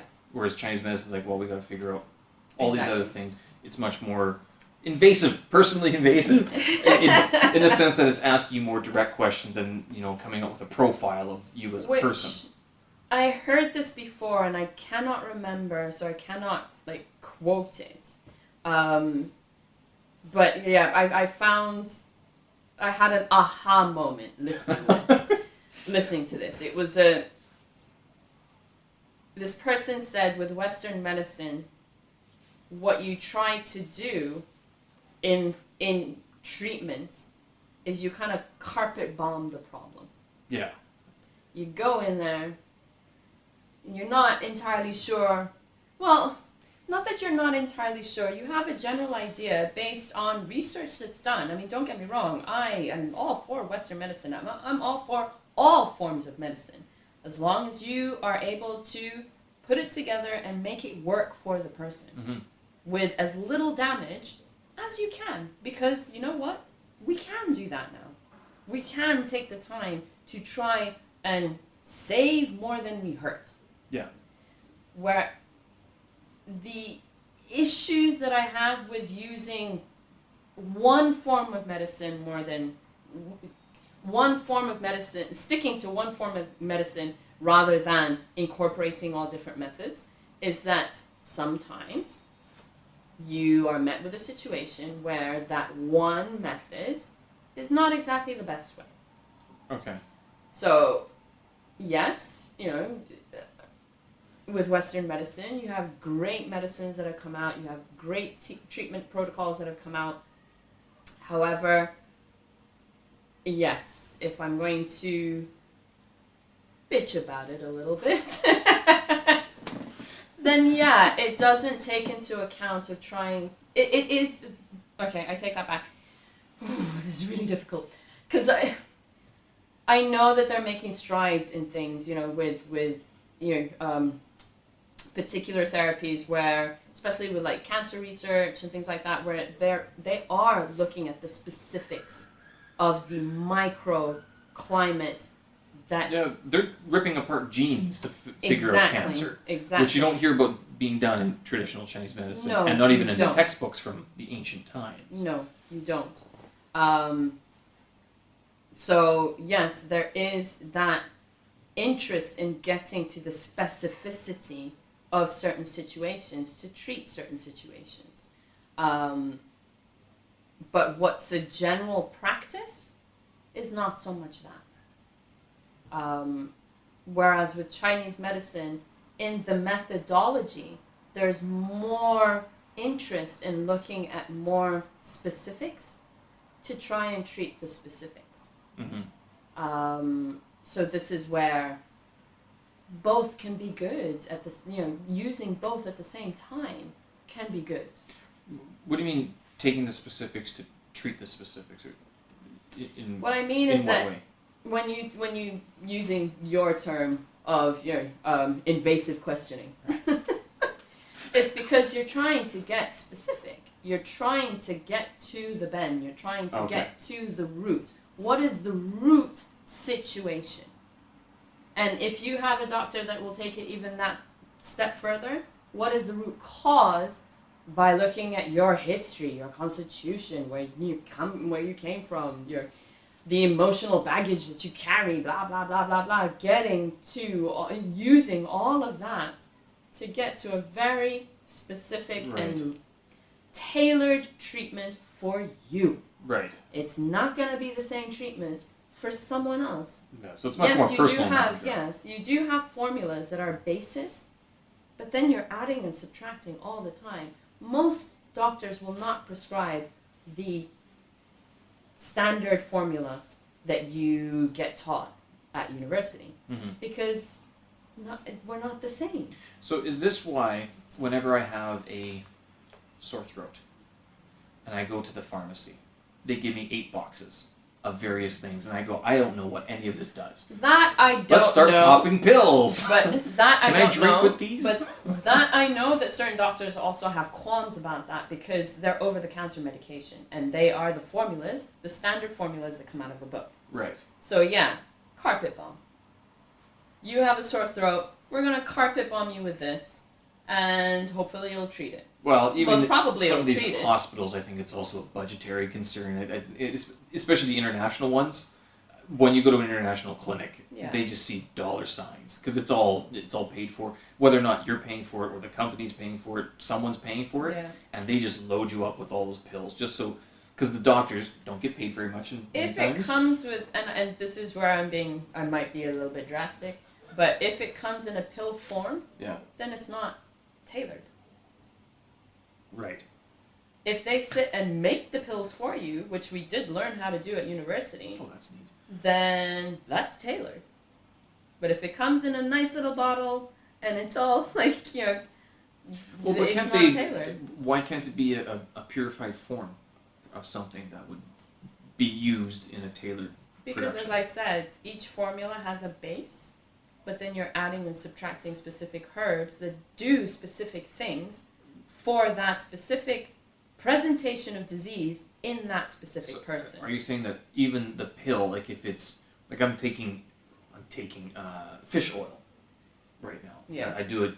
I take 2 pills every morning, which one of our colleagues says there's no scientific proof that it works, and I go, well, it seems to work for me, so I'm okay. And the only reason I'm taking it is for brain cognition, like clarity. Yeah.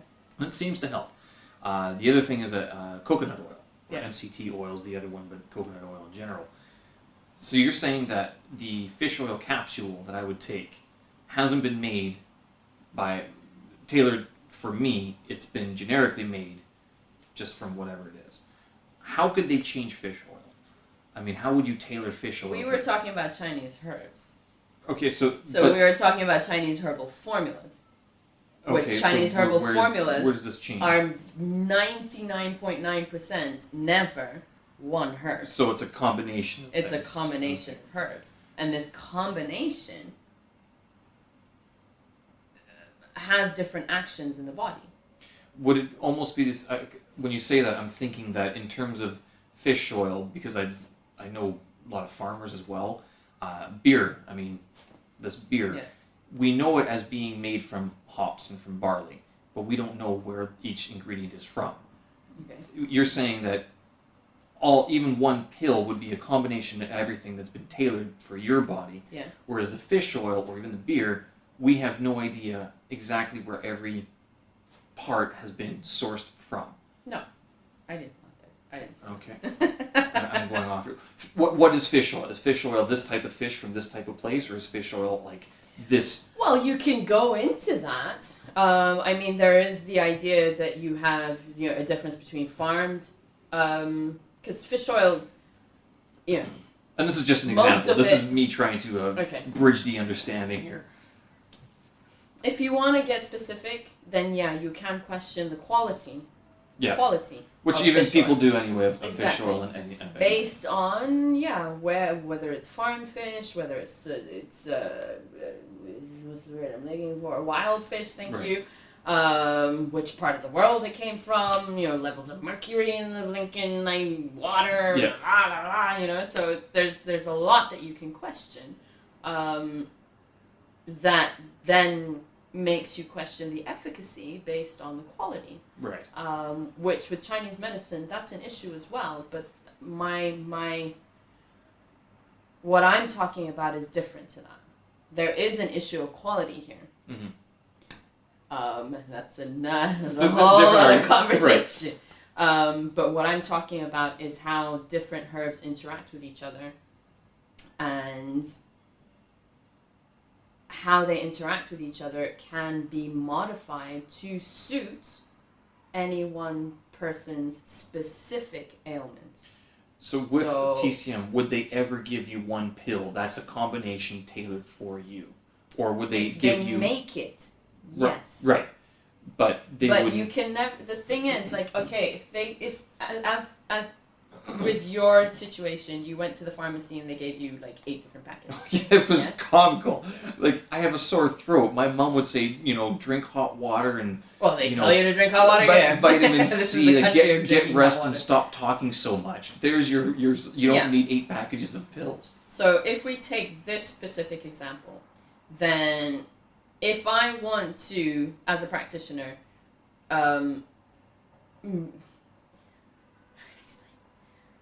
so each of these 8 pills are specific formulas, right, that have specific herbs.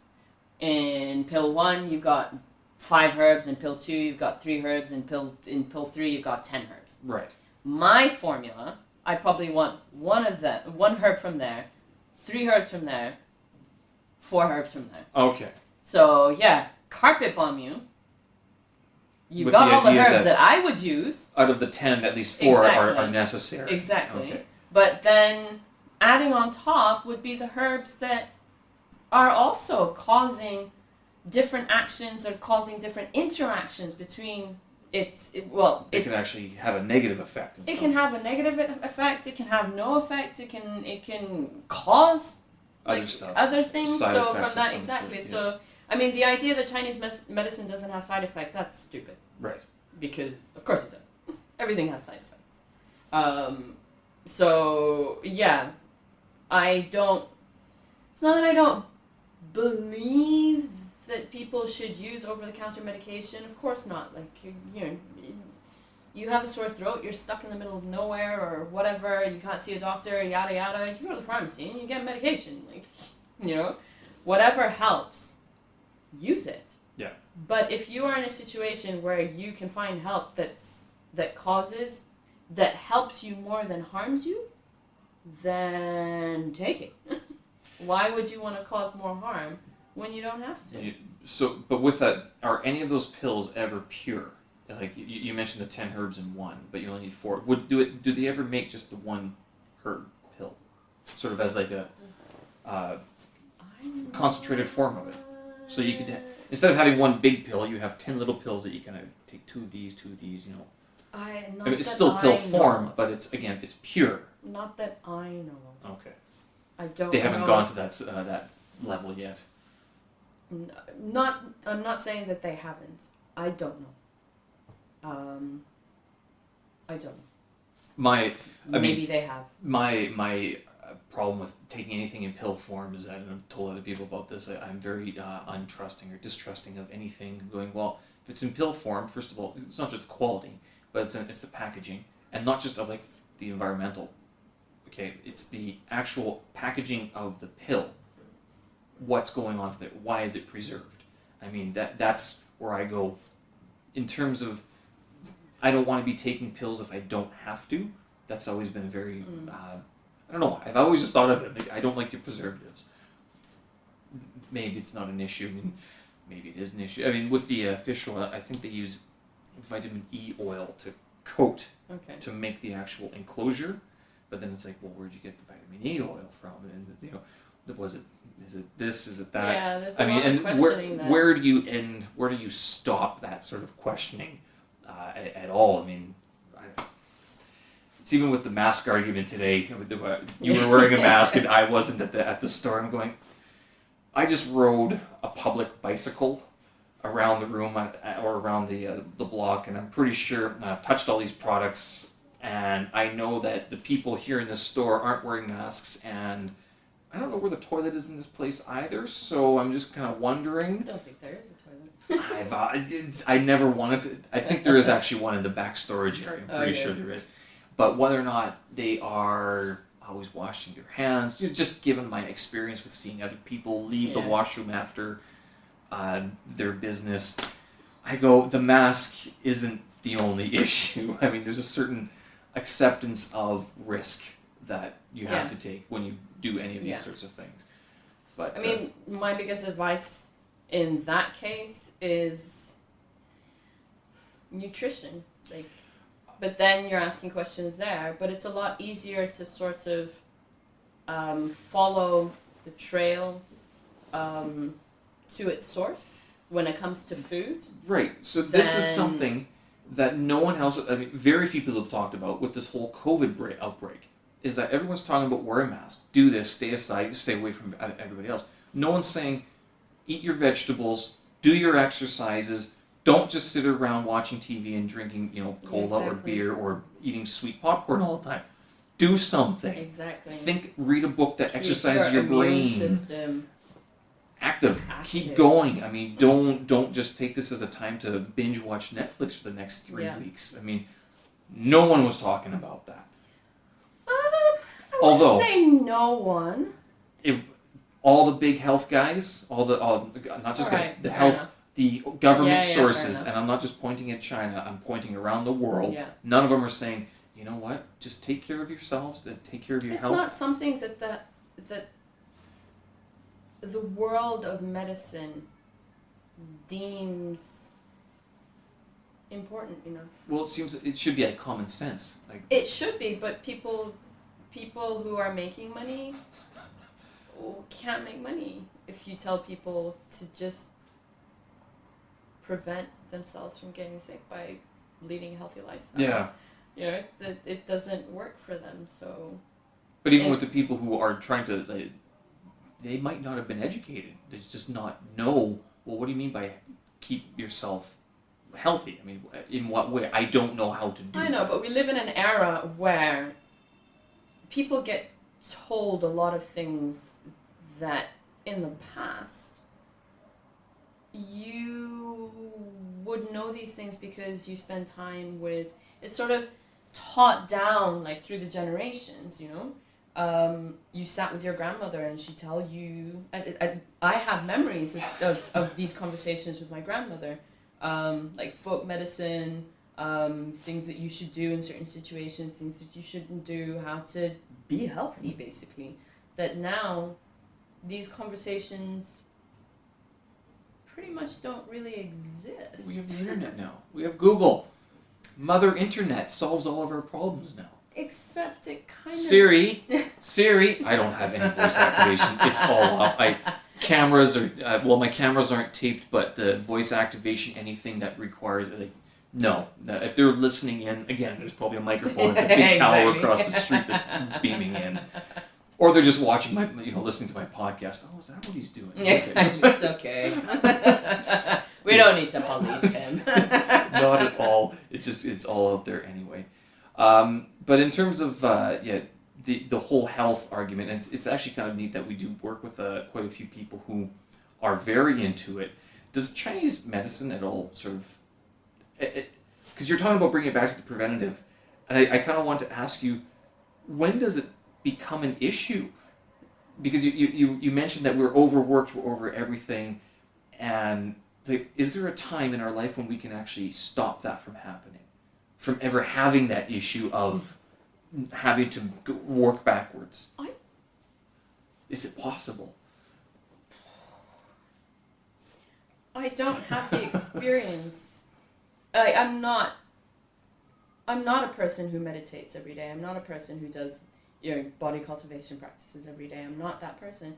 and I haven't done it for years on end, you know, so I cannot tell you that. The only thing that I can say is based on theories, and based on discussions that I've had with certain people.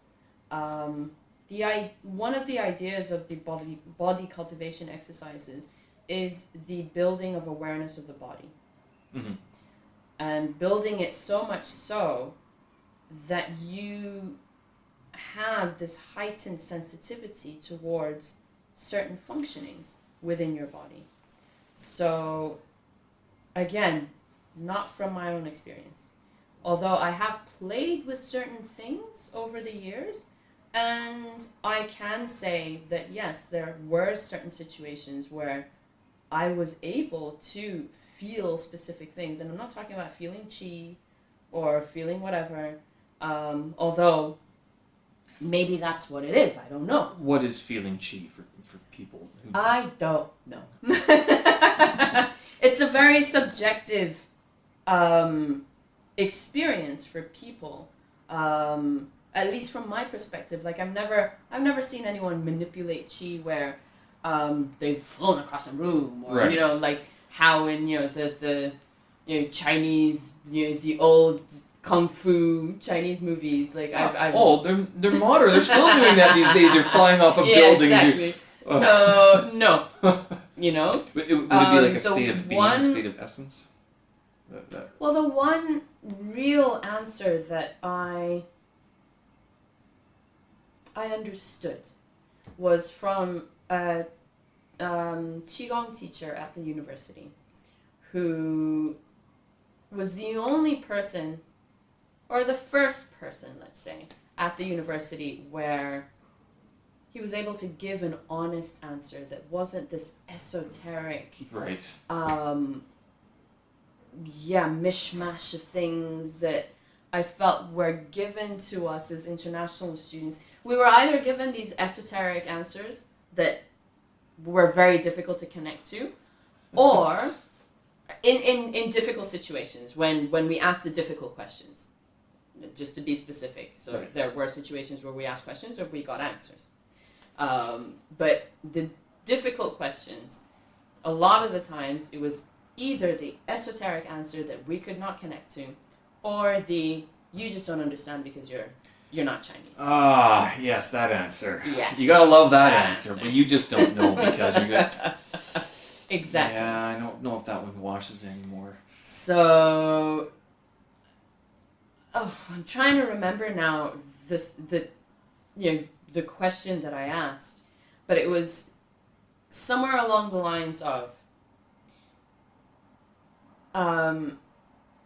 speaking to different people about their idea of what chi is, and in their practice, and what I mean by that is the Daoyin practice, the body cultivation practices. So all the Qigongs, the Tai Chi, the Bailanjing, the Bagua, and of course all the different schools, that these are 4 out of, like, Are there a lot of schools? quite a few. Really? Oh. I mean, I don't know how many, but there are quite a few. So out of all these different practices, people have different feelings and different interpretations of the movement of chi in their body. So me sitting here with you, practicing your form of qigong, because even within the different practices, you have lineages. Okay. Trying to be very specific with the terminology here, because Western medicine terms don't really reflect what is the actual practice here. So even within the different lineages, you have different lineages, so that each one is slightly different and follows either a slightly different physical form and physical practice, or philosophy. What would they agree on, though? Because, I mean, you're saying there's all these lineages and separations. So, it almost sounds like no one agrees on what this thing is. It's not so much... No, it's not so much that they don't agree. You do have ones that disagree with each other, but you have ones that it's just a different way of doing something. The same way that you would have in anything. You know, let's say painters. Yes, you have different schools of paintings, of art, and different methods of painting. You know, the Renaissance period, all the different ways that someone can create a piece of art. Mm-hmm. That's not to say that one way of creating a piece of art is against the other one, and saying that no, the way that you do it is wrong. Mm-hmm. This is an art form, in a way of practicing something, basically. So it was sitting with this lecturer and saying, okay, so you have all these differences. You have all these different ways of doing things, that then lead you to have a different experience in your own body. So how am I to know what's right and what's wrong and what's real and what's not real? So what does qi refer to? Like, because obviously it's not going to refer to like your fingernails. I mean, it does, but when you're talking about qi, you're not referring to like a sickness or anything. You're referring to a different qi type of actually has what? Many meanings. Okay. What would be the biggest one? The biggest one is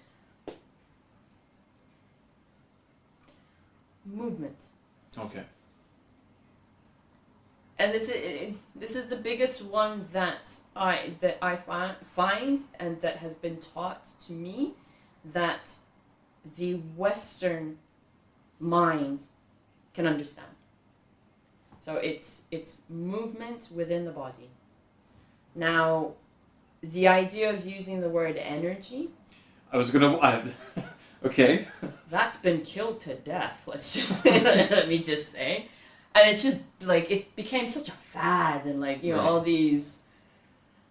And I say this with love, because I was a happy tree hugging hippie, in my 20s as well. But there's a certain type that use it in such a negative sort of way. It I've heard became this. negative, exactly. Yeah. It's just this like airy fairy, the energy, which it is that, but then when you call it movement, then you need energy to move. Yes.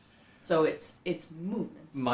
The question that popped into my mind is that, so when you mention this movement, is it like the physical act of moving your finger, or is it the energy, or is it the things around it? Like it's the actual, all of it. So it's all of it. It's all encompassing. It's all encompassing. It's the very essence of movement itself. Which, I mean, it goes across religions. Yeah. Religions have all sorts of explanations. Even modern science is coming up. It's like, oh yeah, no, I mean, movement is movement. Yeah. You're like, well, but what do you... Conscious, unconscious, like all of it. And it all takes energy. At some point in my Western stuck mind, I was like, oh, could it be ATP? Is it ATP? Because that's like the unit of, well, that's the unit of energy. It's one of the units of energy, if not the unit of energy that's used in the body that moves everything. Right.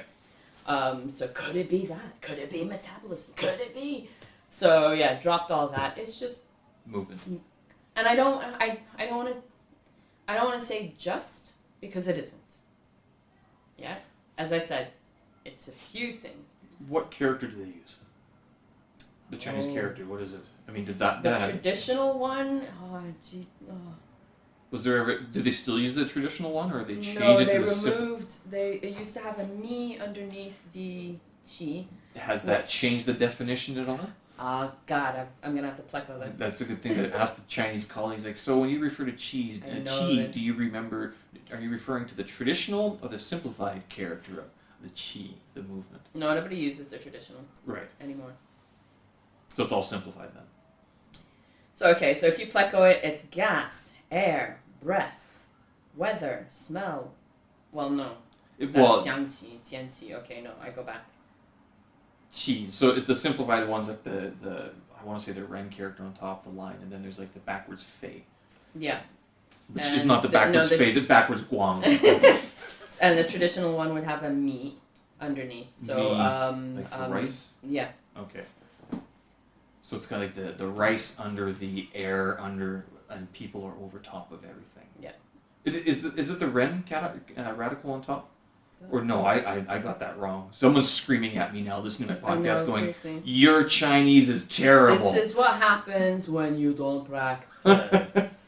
But I know the character you're talking about. So the qi refers to like tian qi, like the weather. Yeah. And things like that, where it refers to sort of it does mean gas, because like there's was it shui qi is humidity, I believe, which is like water air. Shi. Yeah. So it's like moist air. And you're like, okay, that makes sense. Yeah. That's a good idea. Yeah. But yeah, so it does refer to that sort of ethereal being of gas, or it's not of solid form. The ancient Greeks had a form of it as well, and I can't remember the word. It was like ether or something like that. Ether. Yeah. And they had, Plato and Aristotle and all the sophists had their own version of what ether was. Yeah. And that, like you can somewhat say it's similar in this case. Although at this point, just calls it the Holy Ghost, the breath of God. I don't know what it is. Huh? Interesting. Yeah. I never you get into that argument, and the Holy Ghost is like the movement, but like God, the Son, and like Jesus, and then the Holy Ghost are all one in being undivided, which is what the Catholic Mass or the Christian Mass goes through. This has been one of my grand unifying theories. I swear I'm going to be that old man in the nursing home pontificating this. Well, actually, this is all connected, and we're all connected as one. And it's all going to be like, well, the nutrition, the philosophical belief, the words. I actually have this image of, if there is a God, that he would do nothing other than either be silent or laugh. Because it would breathe breaths of air into people. Because he would just be like, I know everything, I've experienced it all. Yeah. And it's all funny because I know how it's going to turn out, but I understand your point of how it's not turning out for you. Which is funny because if you give it time, it will. And even if it doesn't for you, in the grand scheme of things, it does. Yeah. Or he's just like, that's a good idea. I never thought that my creation would do that to me. Interesting. This is what I do during day job. Right, instead of actually listening. Anyway. Why? There's a reference. So going back to this lecture, so I asked my question, and he turned around and said, well, are you trying to ask whether the experience of qi is subjective or not? I was like, yes. And he went, yes, it is. I was like, yeah, but then, then how do I know that it's real? And he's like, is it real for you? Right. And I said, well, yeah. And then he said, well, then what's the problem? But even answers like that, though, sometimes those are aggravating because you're like, can you give me an answer that I can understand? The thing is, okay, so I understood it to a certain level, and that shut me up. Mm-hmm. But then the more you practice, and I put that, and I say that like that because, again, my practice is mama who. But you have experience. You studied it. I have days and times where I really delve into it, and then life takes over, and then I lose it. But yes, what I have experienced and what I have come to understand through my experience is that my experience of the world is subjective. Yes. So if I learn how to interpret my subjective experience, then I can use it. Yeah. Sort of appreciate being, just being. No, not so much appreciate being in the practitioner states. Mm-hmm. Because my question was also questioning how when they're not answering. Okay. That's not my door. That's the neighbor's door. Again, the 3 people living there may or may not be legally. I don't know anymore. Okay. I think it's legal now. So when we observe, when we palpate, especially when we're palpating blood vessels, um, all of that is connected to qi and blood. So how do I know that my interpretation of this person's qi is just not me making shit up in my head? Because it's subjective. Yeah. So his answer for me was that yes, it is subjective, but it's through the practice, it's understanding, through also separating from, treating different people, that yes, when it comes to this person, when it comes to this this type of person, when it comes to this type of disease, when it comes to this type of symptoms, this is what I feel. Right. And the more I feel, the more information I have, and the more I can associate, disassociate, group together, ungroup, to figure out that, oh, okay, so in this situation, this is how it feels for me. Right. So yeah, that honestly was the biggest teaching that I got that year. That has also been the foundation of how I view the idea of qi. It sounds like it was almost like permission, like I guess. or like an acknowledgement. Yes, it's like you're asking a question. Well, yes, it does, because you're there. I'm there. You've asked the question. You're aware of it. Yeah. You have permission to understand that and it is. Explore. Yeah. And explore, and not sit there questioning every step with the idea that, oh, but then it's just me, and if it's just me, I could be crazy. I could be right. I could Maybe be not whatever. permission, confirmation. Both. Where it's kind of like, Both. You've asked the question. I understand. Yes. Now, can you define it in any one way? Good luck. Probably not. But yes, you can also, because everyone. Because it's yours. It's subjective. Yeah. Do people who don't study in China get the same sort of education? I don't know. Okay. So going back to the positives and the negatives. Right. So I went over the negatives of I touched the negatives of having studied at that university, but honestly, my biggest takeaway from this experience was the fact that I was in China studying it. To be exposed, not to the culture or whatever, but if I'm looking at Chinese medicine, to be exposed to the possibilities that exist here within Chinese medicine, within the idea of integrating Chinese medicine with other disciplines of medicine, all of that, I would not have been able to have that in the West. Why not? What's missing? What's missing is that here you have a clinic on every corner, you have hospitals, like actual TCM that medicine, exactly, hospitals. where you have different departments, you don't get that in the West. There's more variety here as well, because you were mentioning all these different schools, these lineages. Exactly. And you're exposed to that, whereas in Exactly. a Western university or a clinic, you might be exposed to one.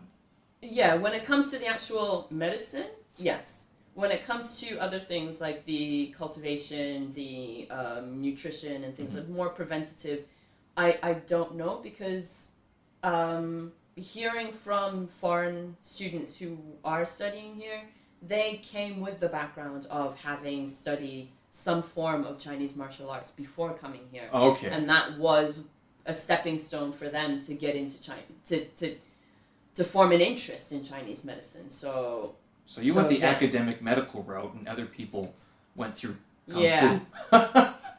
Yeah. I struggled in the There's a beginning. pair of nunchucks over there. I was practicing them. I watched these YouTube videos, guys, talking about the chi and stuff like that. I'm going, yeah, it's interesting. Let's just do karate stuff instead. How many times did you smack yourself in the head? I kept on banging my elbow, so I actually, because I bought this one pair of nunchucks from my university, used stuff, right? Too quiet. And I was using it here. You can't see them. You probably can. There's dings on the floor all over the place. And I'm like, okay, I shouldn't do that anymore. And I hit my elbow a couple times right there on the bone. I'm like, nope, jing dong, rubber, padded nunchucks. That was a lot easier to deal with. So it's funny you say that. Actually, I did it. Not my stepfather ex-stepfather, was a martial artist. Can you say that? Martial arts practitioner. Does it ever end? Whatever, I don't know. But he studied Japanese martial arts. So I grew up learning and practicing Shotokan karate. Okay. I did that until I was 16. So you do have a martial arts background. Not Chinese Gong I was Fu, Kung Fu. 16, really, so I can't really say that I have It a counts. background. Hey, Fair enough. people say Fair that, you can't learn a language after age of 12, so... I mean, there's still things that I do remember. There's still, like, certain forms that I do remember, the katas. Mm-hmm. But yeah, after 16, I kind of lost interest. Kind of like my French. Kind of like most Canadians' French. Yeah, if I don't have to do it anymore, it's kind of... Precisely, exactly. I did realize at some points as well, around about that age, it's like, okay, wait, we were practicing because you didn't have a babysitter. Well, we just needed to make sure we weren't killing each other. But that's a productive use of time, Yeah, isn't it? exactly. And then, when teenage years didn't need to be there because they didn't need to be looked after so much, so stopped going. There was my family. We didn't do martial arts. That wasn't our. It was Ukrainian culture. It was a lot of family get-togethers, but and Ukrainian dancing. I was actually a Ukrainian dancer up until like 22, 23. Is that with the ribbons? Well, the girls had the ribbons. Okay. The men generally did not have the ribbons. We weren't even given swords or anything. There are male dances with weapons involved because Ukrainian dancing is actually an honorific, a heritage, a cultural homage to old fighting techniques that the Kozakh had back in Ukraine, and the Russians. Like a lot of people know the Cossacks as being Russian, but the Ukrainians also had soldiers, the Kozakh, and their sech is in their base camp is in Zaporizhia in Ukraine, which is just north of the Donbass area. So the current Ukrainian war that's going on between Russia and Ukraine, there's an island just north of that, and that's where the Cossacks had their base camp. But yeah, Ukrainian dancing, I mean, it's right now it's highly ornate and very colorful, but all of the ornaments, the clothing, the patterns, all have historical roots. And it's like I remember one time showing up to a dance concert. And one guy had like 3 or 4 different shirts, and I had my one. He's like, "Yeah, you have the wrong embroidery." I'm like, "It's all the same, isn't it?" He's like, "Well, no, that's this province, and we're doing a dance from this province." I'm like, "Well, my mom bought this one, so we're using this one." That's it. Nice. But I mean, they all have sort of historical precedent in that way. But yeah, I was a Ukrainian dancer for years, and then that stopped. I can't do this. At 16. I am trying to do the splits again. My question to myself was, as I get older... You could do the splits? In the air. Yeah, there's a picture in my high school of me doing the splits in the air. When I say split, because I guess, my legs were fully splayed. Yeah. I could basically do the splits. I couldn't do them doing the, looking forward, but sideways, I was... Yeah, I'm pretty sure it's pretty far down the ground. I can't go that far anymore. Okay. I know that. And I think that's one of the issues with my hip that I have these days that I'm stretching out. That all sort of ended early 20s, and my body that's when I started working in an office, and that became modern office pain very, very, very quickly. Yeah. But we had no nutrition, like there was no, in Ukrainian dancing, there was no chi. There was no, there was religion, like God, Catholicism, because Ukraine's basically a devoutly Catholic, Orthodox country. But, and that was Sunday morning. Friday night was Ukrainian dancing, Saturday morning was Ukrainian school, and then Sunday morning was going to Mass, to liturgy, all in Ukrainian, where we were altar boys as well, so we helped out the priest and everything. Wow. So there was a whole... It's interesting when I travel now and I meet people who do come to China and they're enamored with the culture. I go, "Did you have any culture when you grew up?" And it's... I think culture differs. A lot of them are Americans, not gonna lie, and they didn't have the same cultural exposure that I had growing up. And this is something I never really appreciated of my parents, until basically I started traveling and meeting some of the people, usually in a bar, where they're kind of talking about, oh man, this culture is just so much better. I'm like, well, you know, it's just different. I think it's a little bit different. I mean, there's good things, there's bad things, Yeah. and at least they have craft beer, so I can deal with things. You know? And the internet's fast, so I can look up things. Fast. Ish. Sometime we're getting into the time of the year when Why it might are get you slower. comparing it to Canadian internet? Well, Because we need to talk. I can't move to a country that has worse internet than here. which we need to talk about, that you are in the process of moving to Canada.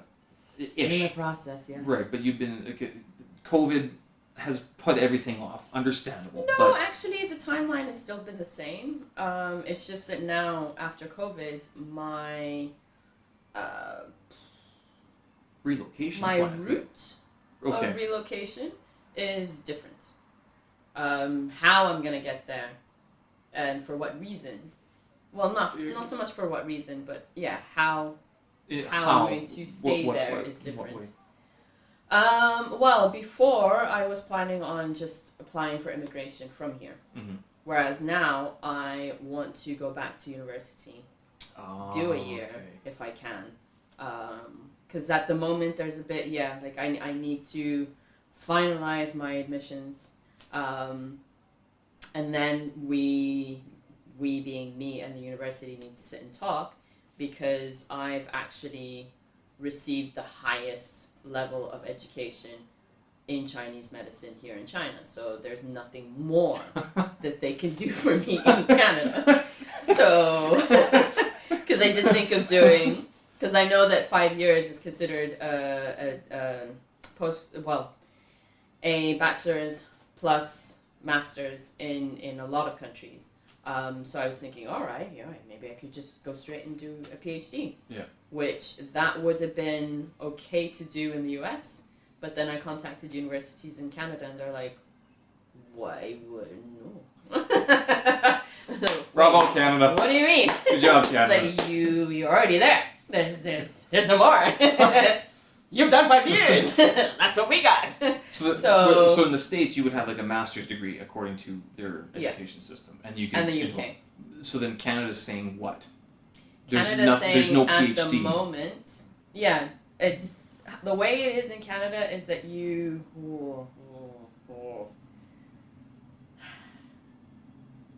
I can't remember the acronyms now. So you're either a practitioner, and I could be wrong. I am very sorry. You can either be a practitioner of Chinese medicine or acupuncture, or you're a doctor of Chinese medicine or acupuncture.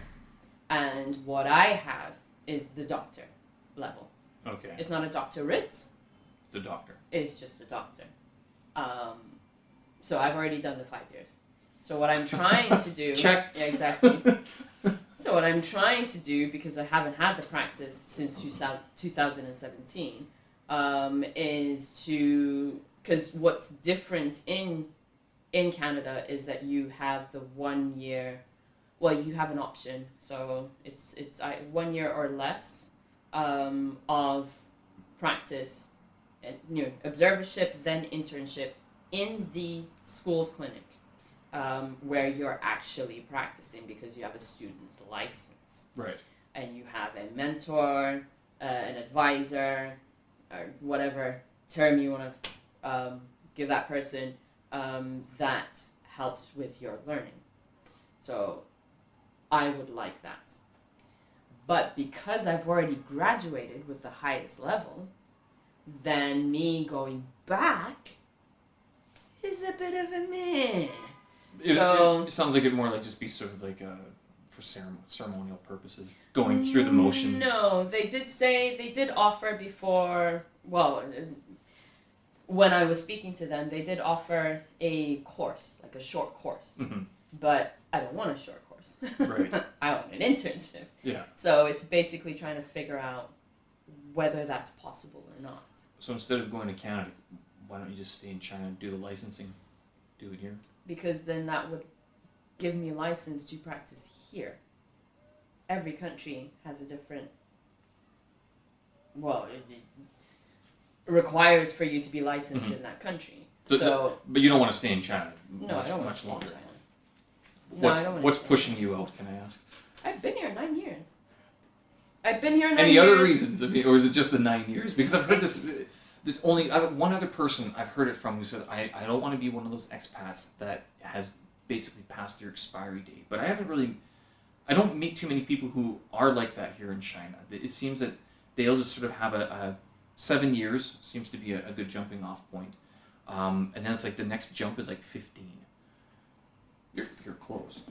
China, I feel, for foreigners, unless you marry into the culture, Even okay. and even then, no, when you marry into the culture, then there's a certain level of integration. Yeah. And what I mean by that is that you're given a green card. You're given an option of a green Right. Yeah. You're card. not automatically. Exactly. You still have to apply for it. And you still need to get approved. And talk about paperwork. It's not online. It's you got to go ahead and write it all out. So, I don't want to live in a country where I'm constantly an outsider. There is no hiding this. There is no integrating this. I cannot walk out into the street and go, yeah, I'm one of you. This is not Chinese. It's never gonna be Chinese. My favorite thing to do with the some of the people. The latest one that happened was one of the Kwaiti guys. He's like, Nisha Guola. Like, where'd you come from? I'm like, what's your Beijing?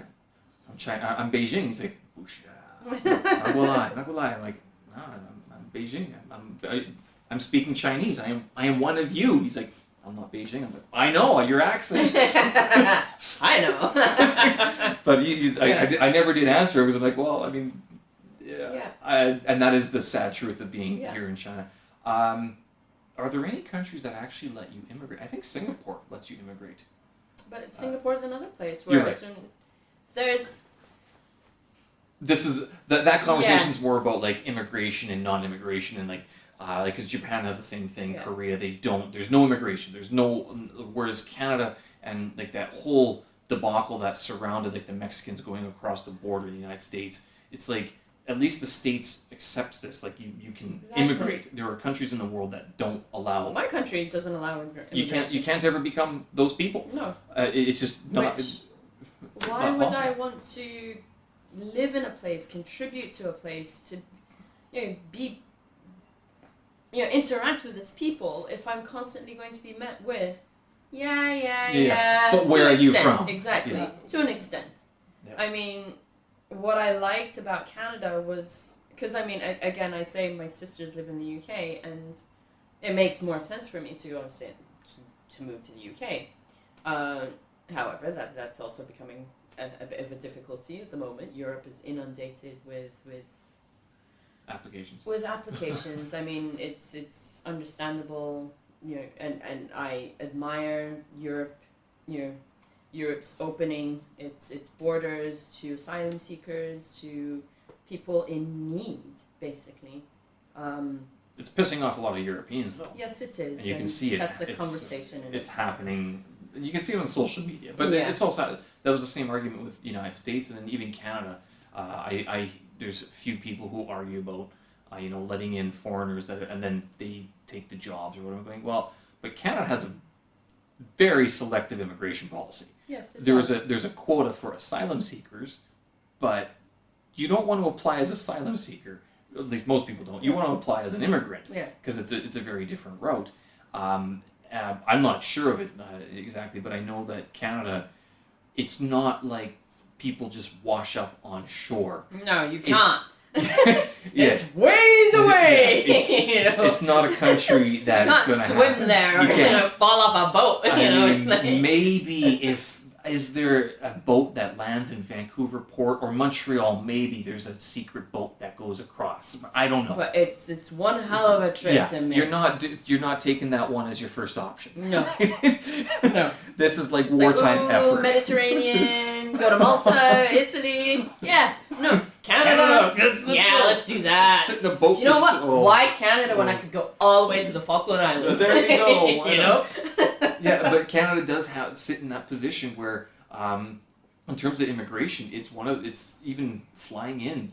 The paperwork that you need, the proof, because we have some sort of I've only heard of it from my students ever that they talk about immigrating, and it's like you have to It's kind of like what China has with the foreign experts visa, but Canada has like what's the necessary whatever the required the desired skill set that Canada needs at that time. It's like we don't need musicians necessarily. We need engineers, people with those types of skills. That's one route. There's also the other route that's based on a point system. Right. And if you have enough points, then you can move. In that system, a way to get the most points is to get a job offer, basically. Right. And that's quite difficult to get because, you have to Jobs advertise. need to have proof that you're in the country or that you can work there. Proof. Well, a lot of because there is a portal where you can look for jobs, but a lot of the jobs require for you to have permanent residence. So it's kind of a catch-22 situation. The big quandary of being, being an expat. But another thing is that even with the jobs that you don't need that, there's a lot of ticker tape of that needs to be done for a job to be available for a person who's not a permanent resident. Right. And then the tax system, the taxing on that position is slightly different from what I understand. Well, the taxes is easy in Canada. If you make money, the government takes it. Yes, but But you have to tell the government how much you made, and you have to know how much to pay. But I think I could be wrong. As an employer, if you are employing someone that is fresh off the boat with like a non-resident or a foreign alien resident, then you're paying higher taxes on that person. There's a withholding tax that they have to pay, I believe. Yeah. Okay, there you go. Yeah. So in most cases, as an employer, why the hell would I want to do that? So it's quite difficult to get those points. Oh wow. However, so there are different routes that you can take. As a government that allows for different ways for people to come in and be productive citizens, I applaud. Mm-hmm. What I really liked, at least about Toronto, because I went to Toronto, Montreal, and Vancouver, what I really liked about Toronto was the fact that it was so diverse.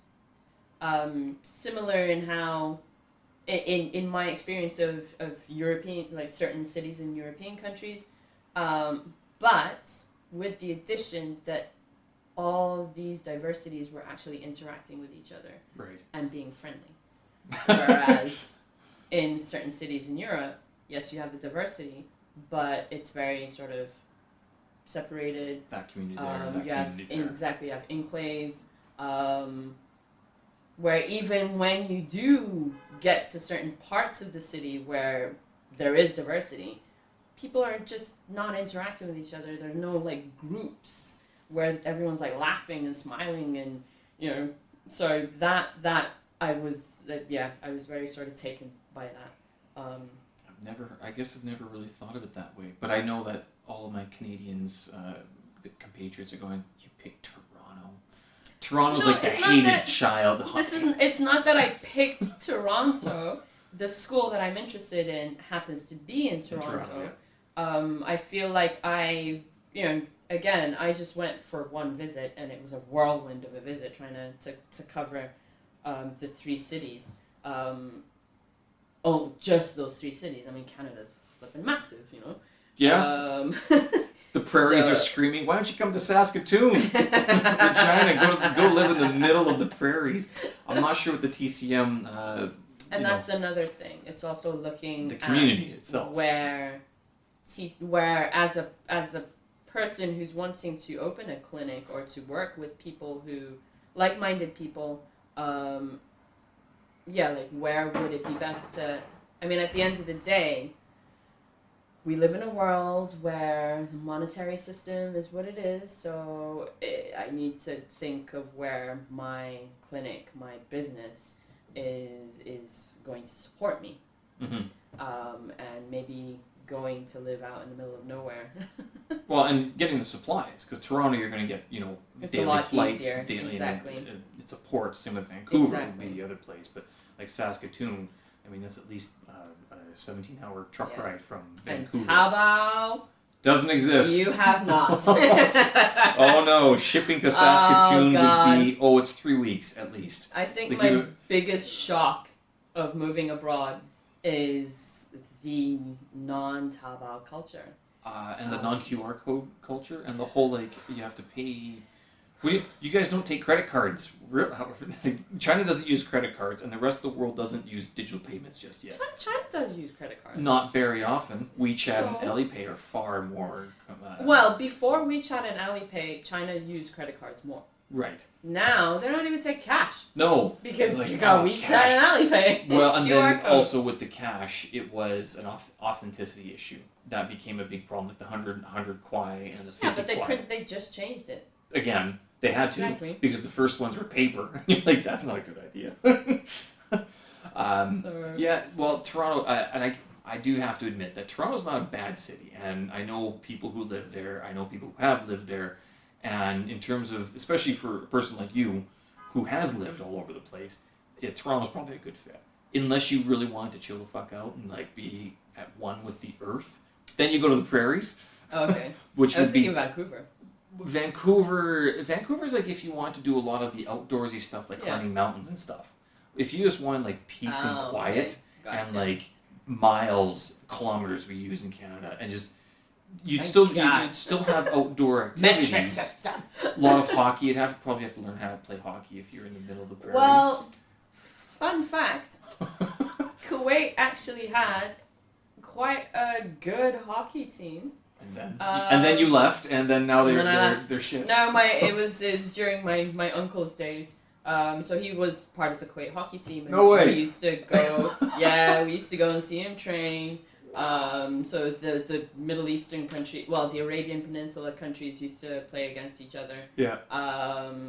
Yeah, but then he busted his knees and he stopped playing. Yeah. But yeah, so my uncle was in the hockey team, and 3 of my aunts used to figure skate. Wow. So ice skating Did not is know. a thing in the desert. Did not know. Okay, I'll have to look this up. I mean, when did your uncle play? Back in the 80s or 90s? 90s it would have been. Did they ever go to the Olympics at all? No. No, they weren't that good. No, Kuwait. It's a monarchy.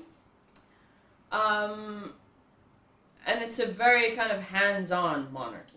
Okay. So if you had a prince or a princess or whatever that was interested in a particular thing, then a lot of money was funneled into that particular thing. So in the 70s, there was one prince that really liked football particularly. Right. But at the time, to be honest, I don't know what his position was within the government. But yeah, he was an advocate of sports. Mm-hmm. So a lot of money went into sports, and it was during that time that Kuwait actually made it to the World Cup. Oh.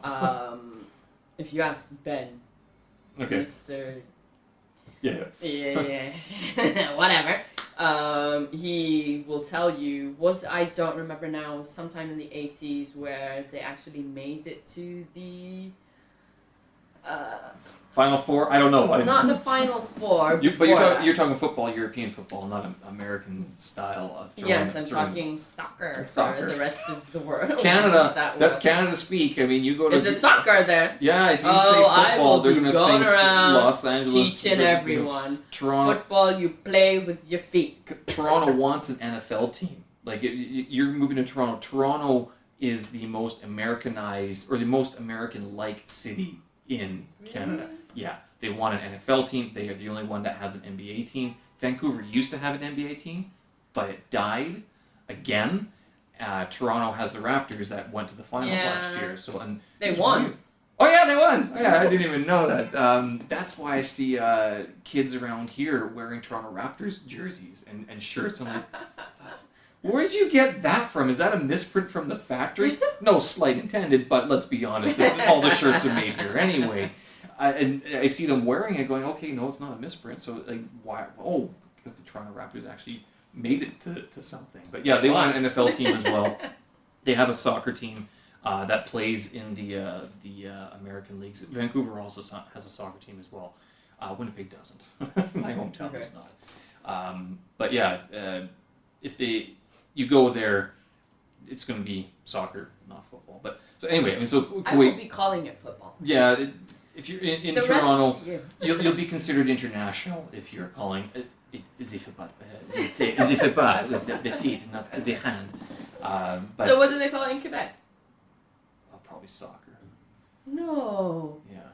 But no. But yeah, they're Quebecois. They're Quebecois, yes, but they They have a staunch French European connection. Well, exactly.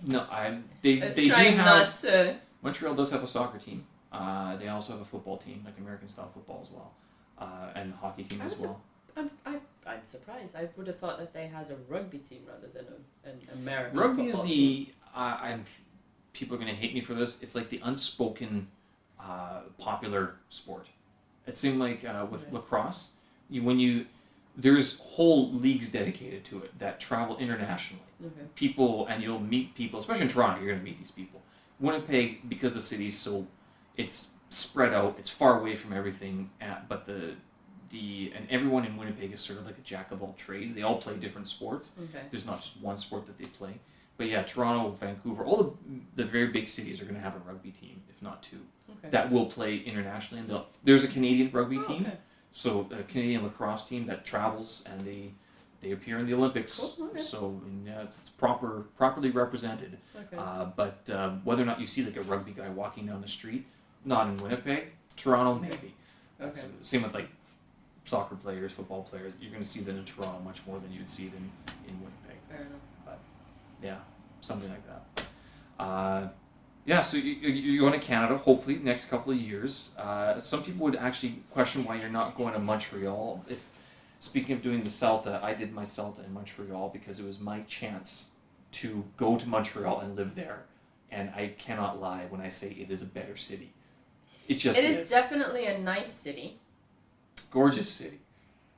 The only one better apparently is Quebec City is apparently nicer than Montreal. Yeah, oh yeah, everybody talks about Quebec City architecture. Well, I kind of wanted to go to Canada in winter to kind of rip the Band-Aid off and say, right, this is Canadian winter. Girl from the woman, from the desert, can I hack it? Yeah. I went in November, so not exactly winter. Shoulder season. So I was in Toronto. It already snowed by then, but it was warmish, like because when it snows, it needs to be 0 degrees, or that's the around there in Canada. It can happen anyway. So anyway, and I went. A friend of mine, who is a musician here in China, but also she's Canadian. She's also a musician in Canada, and then came here. Blah blah. Anyway, spare you the details.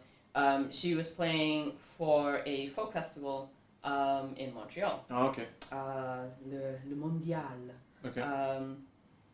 So she was going to Montreal, and I thought, great, I'll go too.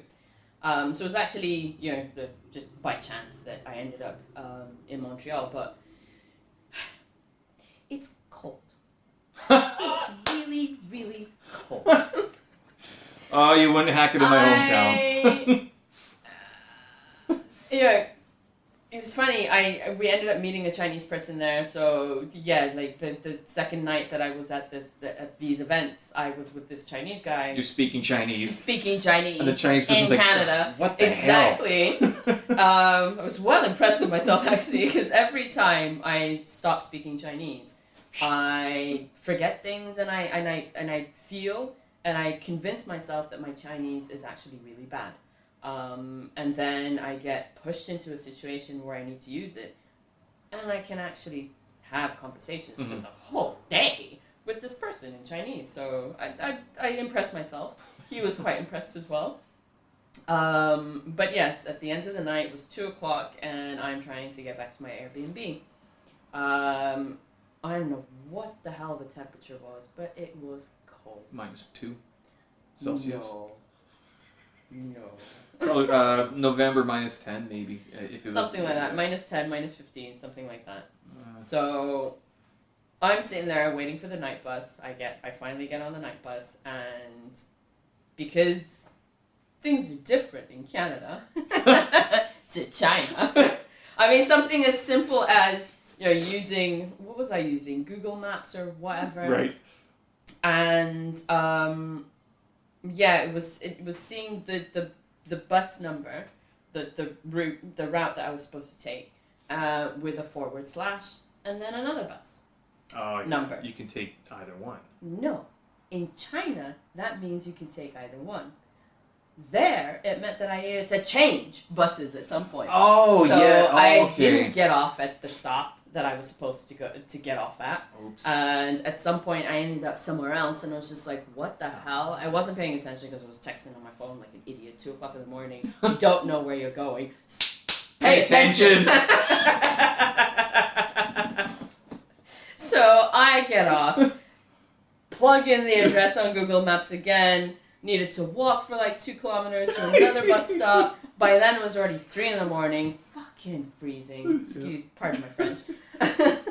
So get to the bus stop, 3:30, let's say, 3:30, and I'm waiting, and waiting, and it's not and coming because it's delayed. and waiting. And for some stupid reason, Uber wasn't working. Like, my payment thing wasn't. It was just disconnected. It wouldn't allow me to pay. Geez. I couldn't use Lyft. I couldn't use anything. And every time I took my hands out of the gloves to use my phone, it searing pain in the fingers.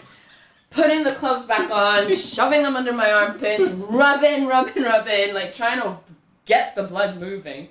And then at some point, I finally see this bus, and I'm thinking, just get on anyway. Get on. No, it's the bus that I was waiting for.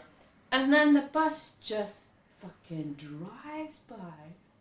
And I'm standing there going, what the hell? So, didn't stop. Just drove on past. Jeez. And I'm thinking, oh, hell no. What the hell am I supposed to do now? 6 kilometers away from my Airbnb, ended up walking. So I walked. And that's your introduction to Canada? No, that was my introduction to Montreal. So yeah, got into the Airbnb, echanesia'd the crap out of myself. Oh. Was supposed to have a Tinder date the next day. Cancel that.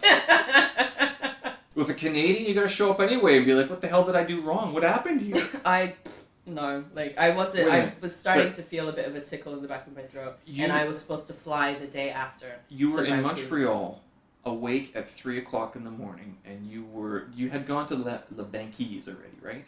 What's that? It's the poutine place. Oh no, I didn't. The only place that you go at 3:00 in the morning is to go get poutine at La Banquise, which is just down by Saint Denis. And it's not down. It's literally down the street, but it's a walk. Yeah, I mean, that's where you go at that early in the morning, no matter what. Well, I walked at the bus stop where I took where I took the only bus, because the other bus just left me. That's terrible. Left me hanging. So yeah, the bus stop that, the first bus stop I was at, there was a restaurant right next to it. I didn't have change for the bus, so I thought, all right, so I'll get some poutine. Of course. Get some change for the bus. Get on the bus. Yeah. But again, you on Google Maps or Apple Maps, I'm not sure which one, it tells you how long you have to wait for the bus. And I only had 15 minutes, or 10 to 15 minutes. Yeah. So I walked in, asked how long it would take for them to make the poutine, and he said more, a time that was 16 more, minutes, yeah, 20 minutes. exactly. Yeah, So it's yeah. like, damn it, all right, so it's not gonna happen. Can I please just have change for the bus? Yeah. And yeah, very friendly. He gave me change. I waited for the bus, got on the bus. So that was strike one from Montreal. Missing the bus. Yeah, well, it's terrible. I mean, because you're freezing. Well, no, It's just freezing. Yeah. I mean, if I had missed the bus and it was a nice summer day, Oh, okay. Yeah, okay. or if I had missed the bus and winter was not that bad. Not that bad. It's a And nice this isn't warm even day. winter. Yeah, it was November. This is like November. So, yeah.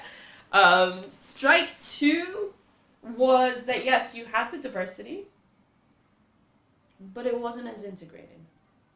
Like, it wasn't as friendly. Like, you could still see the separation between... From who, though?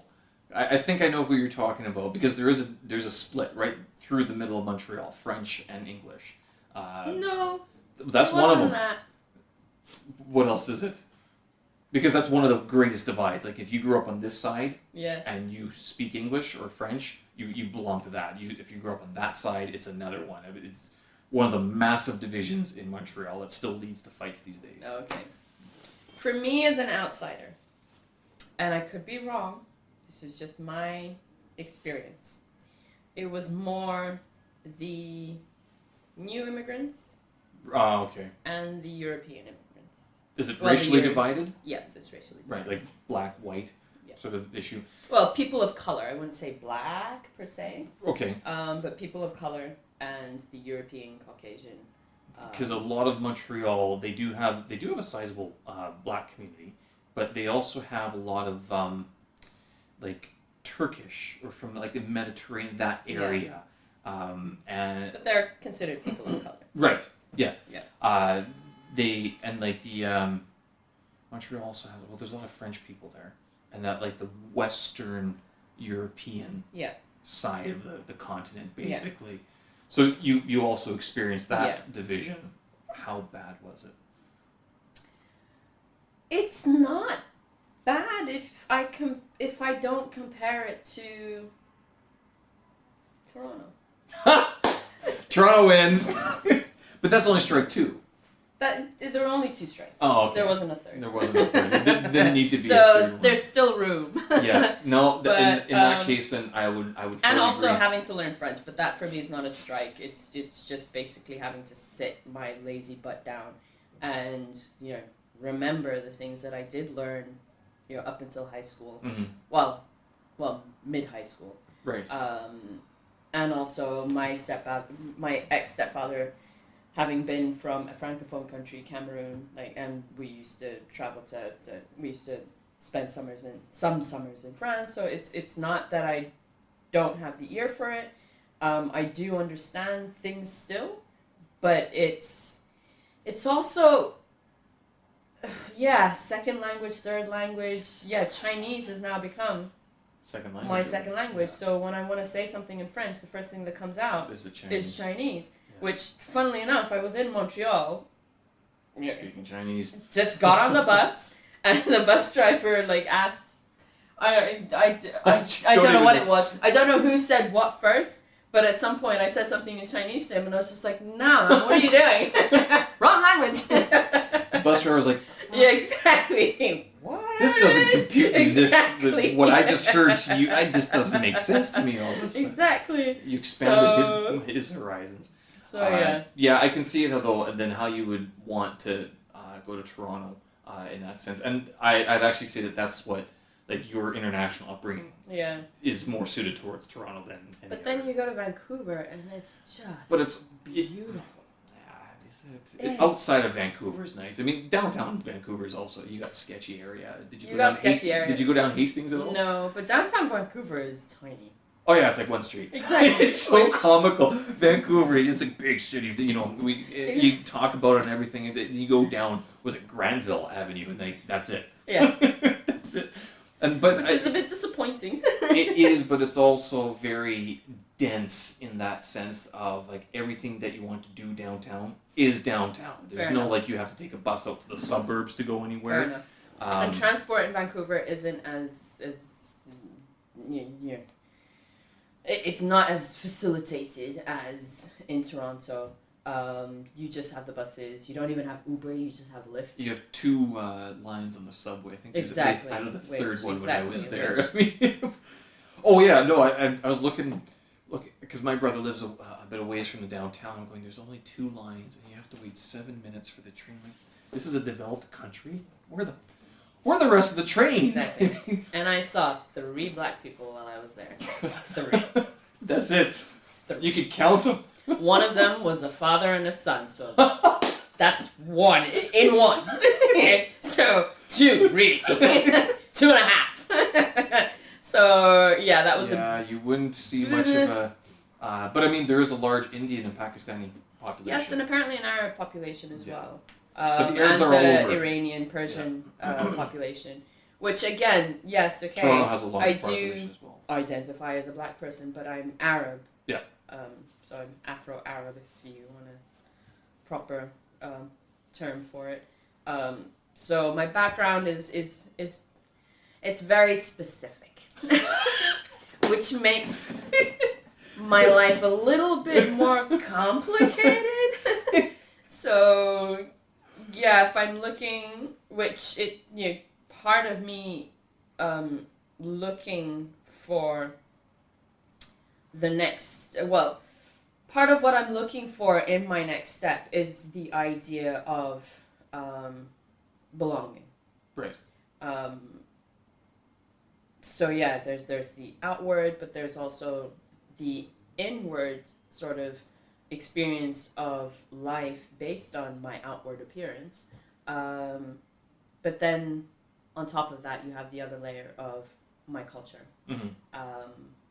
And then on top of that, my international culture. So all of that put together is quite a lot of boxes that I would need to tick if I'm looking for the whole package. The whole package. Sort of thing. Exactly. Yeah, it sounds like so, you really have only, as international as you are, if you aren't feeling at home at Beijing, which, I mean, I can't imagine why, in this such inclusive society that we live in. I mean, it sounds like it's going to be London, Toronto, New York, like somewhere like that, where you would have that same sort of, where you meet people who are in the exact same. Well, just availability of pockets of people at least, So yeah. Yeah, Toronto's not a bad choice. I mean, I all of Canada shits on Toronto, but because Toronto gets all the attention, and that's where the financial district is anyway, and everything. But that whole corridor, Toronto, Ottawa, Montreal, it's like living in China in terms of accessibility to other things to go do. Yeah. Hey, do you want to go to Montreal today? Yes. Well, that's what I did. Yes. I didn't go for the day. I went for 5 days. But yeah, I hopped on a bus. Because Montreal can do that. Exactly. I hopped on a bus from Toronto. Was there in 5 hours. 5 hours, okay. That's 2.5 to Ottawa. Ottawa's also a pretty city because it's the capital, and they get the others. One friend put it, there's no needles on the streets. Like, that's one way to put it. Vancouver, there's needles on the streets. Whereas Ottawa, you wouldn't find it because they clean up all the parks. Okay.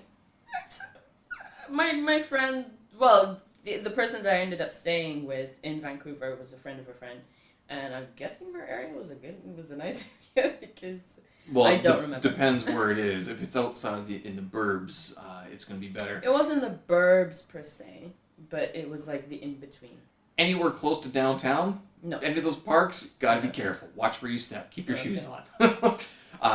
The first time I was in Toronto, I was like, there's this rock band in that was based out of Vancouver, and they had this song called Crackballs, and they had toured. The reason I remember this so vividly is because they were the first band at the first bar that I got into when I was 16 or 15. Right, so it was like already I was there.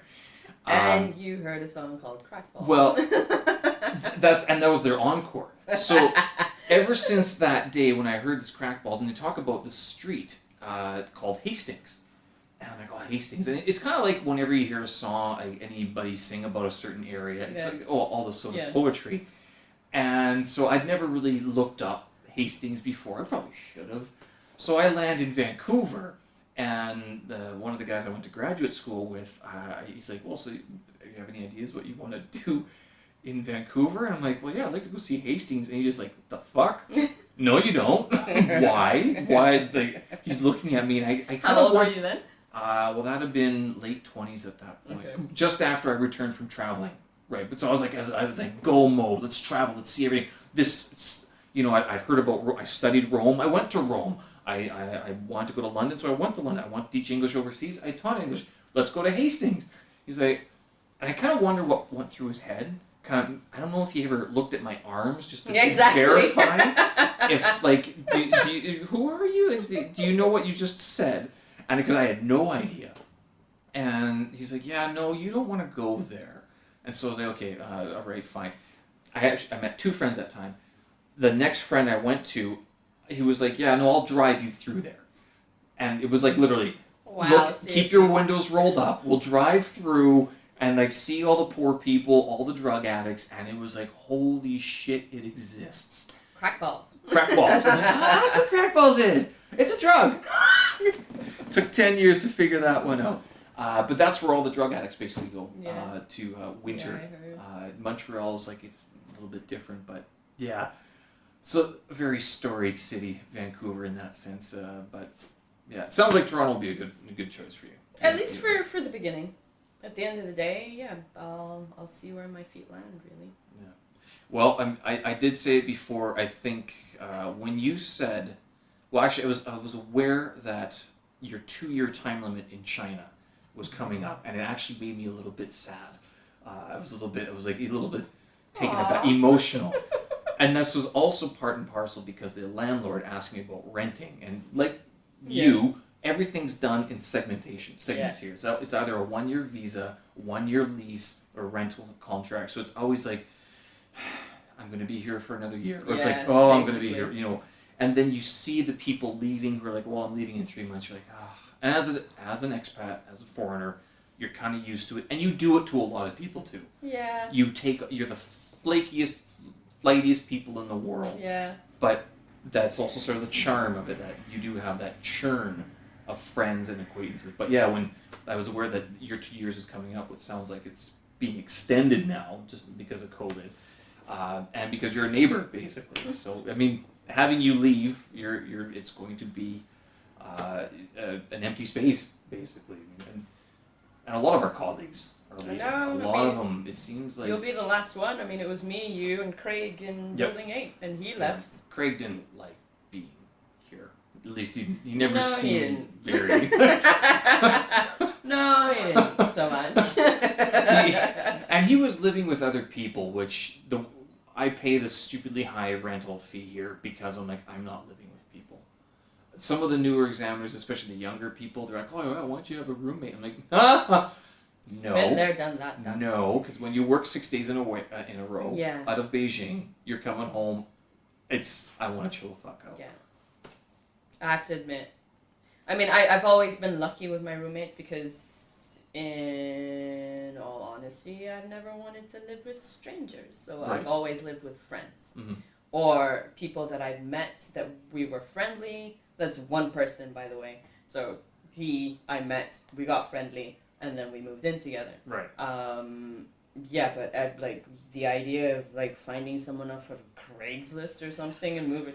What? Why? Why What? would you do that? Murder alert.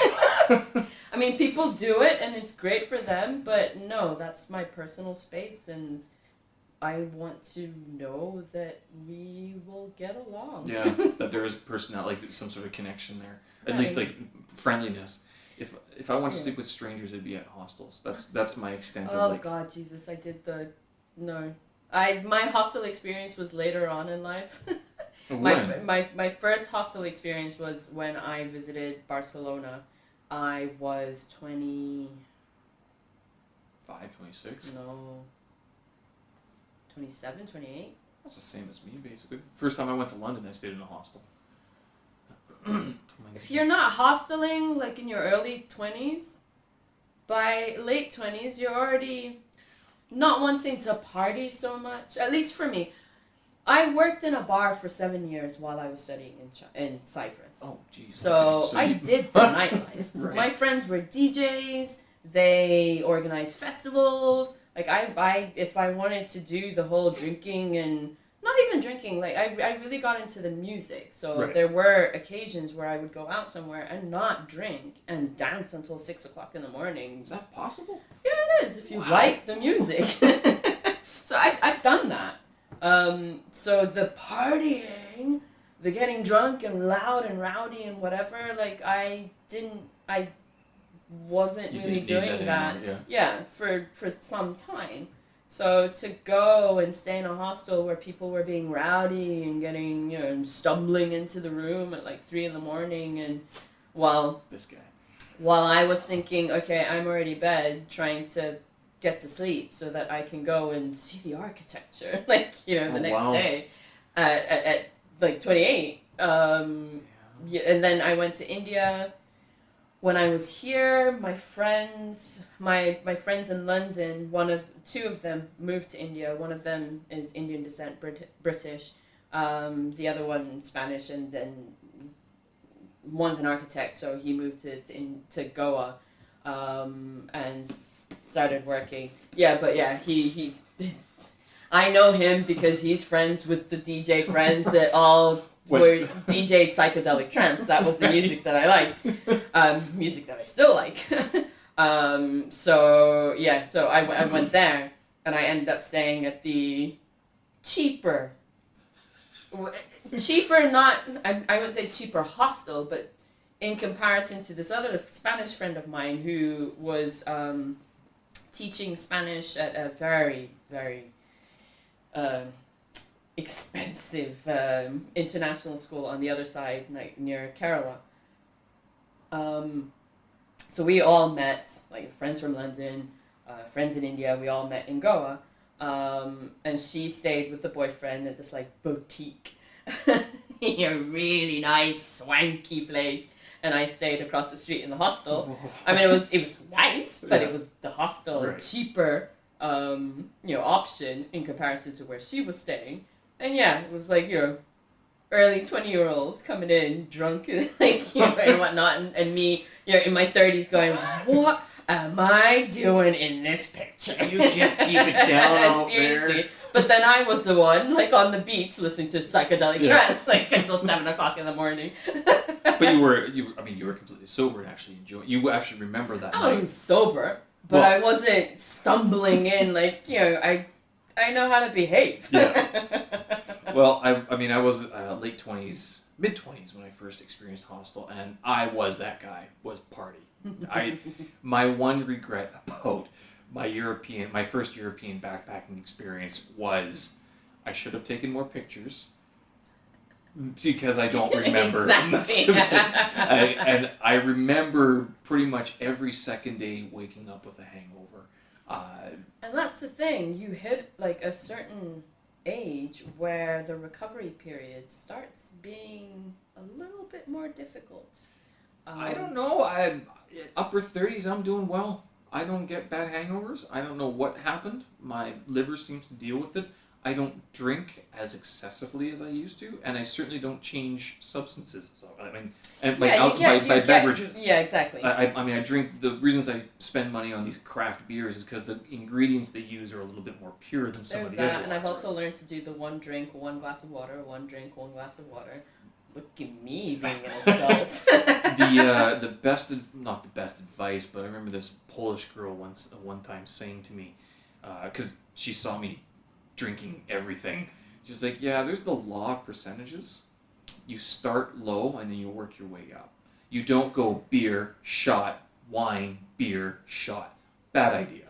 You can go beer, then wine, then shots, but you cannot go back to beer after that. The thing is, I've sort of regressed in that because I don't drink as much. I don't have my nights out where I'm drinking. Here in Beijing, at least, I know Shanghai has a little bit more diversity in their entertainment.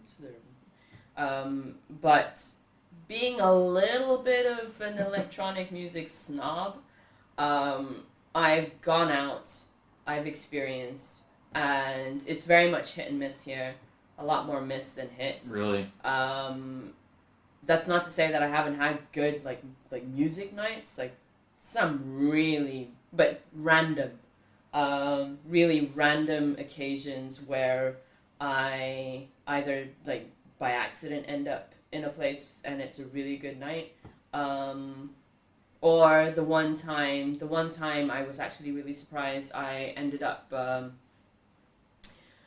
at some point I was looking at, because you know how we have the WeChat groups and whatnot, and the official account. So I was following a particular club, and they invited this German guy that was playing.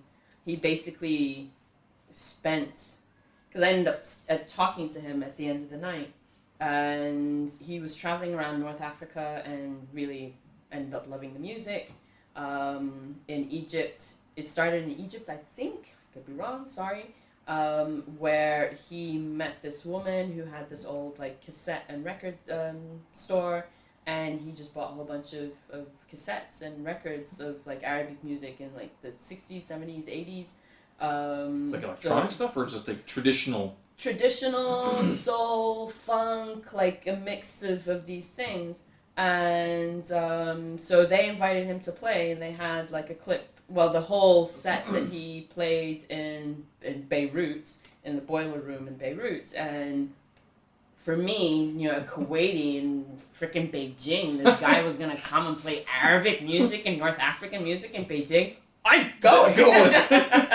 And it was brilliant. At some point, Dada. Okay. At some point, he played like a few tracks of things that I would listen to when I was like 10. Mm-hmm. And honestly, it brought tears to my eyes of just the ridiculousness of the situation. Like, again, as Arabs, wherever we travel to, it's very, very rare, especially in certain parts of the Arab world, like where I come from in the Gulf. We do travel, but we're not that many. Right. So it's really rare to come across someone who speaks your dialect of Arabic. Really? And it was 2 occasions here where I stepped into the university and there was a Saudi Arabian guy that was studying with me, and it's like, holy crap! In the 30 years, well, 20 some years that I'd lived abroad, I never had a chance to use my dialect of Arabic. I never spoke it with anyone outside of Kuwait. Right. And there's this guy now in Beijing where I'm speaking my dialect of Arabic. And then I go to a club and this guy's playing the music, you know, of things that I used to listen to when I was like a kid. So... Well, China has that pull now. I mean, it does. Yeah. It's pulling people from all over the world. But China's it's a strange collection of experiences, I find. Like, you never think certain things, and it happens. And to be honest, that's what I find is the beauty of China, and this is what I love about being here. Just the randomness of events that are either Chinese or Western. It's West because China is as far east as I've been. Anyway, but yeah, it's a mixed bag of experiences that, all in all, are all positive, because even the bad, you learn and you make decisions, and you know, out of these experiences. It can become like a funny story sometime later on, or it's like you learn something and someone else says something, and you're like, well, actually, this is how it is, based on my experience. Have you ever thought about moving down to Guangdong at all? Or Guangzhou? I don't really. If I move, then I'm leaving China. I'm gone. Yeah, to be honest, like, I've also moved around a lot in my life. Mm-hmm. And if I were to move south, then to what, continue in the job that we're doing now? Yeah, if I'm going to make a change, then it's going to make a change in hopes of transitioning out of education and starting to practice. Something else. Yeah. So yeah, no, I wouldn't want. I would love the opportunity to go and live in a different cities in China, but. Doing what? You know. Not so much like. At this point, I came here with an agenda, and yeah, it's coming to an end. So it's coming to an end. End of an era. Well, my era of being here, yeah. Yeah. Well, I'm committed until two things happen. Beijing 2022, so the Olympics. I've never lived in a city with Olympics before, so that requires 2 more renewals. This one being the first one. The second one is Chinese fluency, at least according to the current HSK standards. So this year I'm finishing HSK 5 books. Like that's why I'm working part-time mostly. Okay. I'm not doing 6 days like other people. But all of next year is going to be HSK 6. And HSK 6 is like your 5,000 characters, 5,000 words. And what they're doing actually, speaking of like how you're always going to be the outsider with the Chinese medicine, is that they're restructuring the HSK system to accommodate people like you who are studying specific fields. Oh. So bands 7, 8, 9 target that sort of fluency, that ability, so that you can work in China in your field.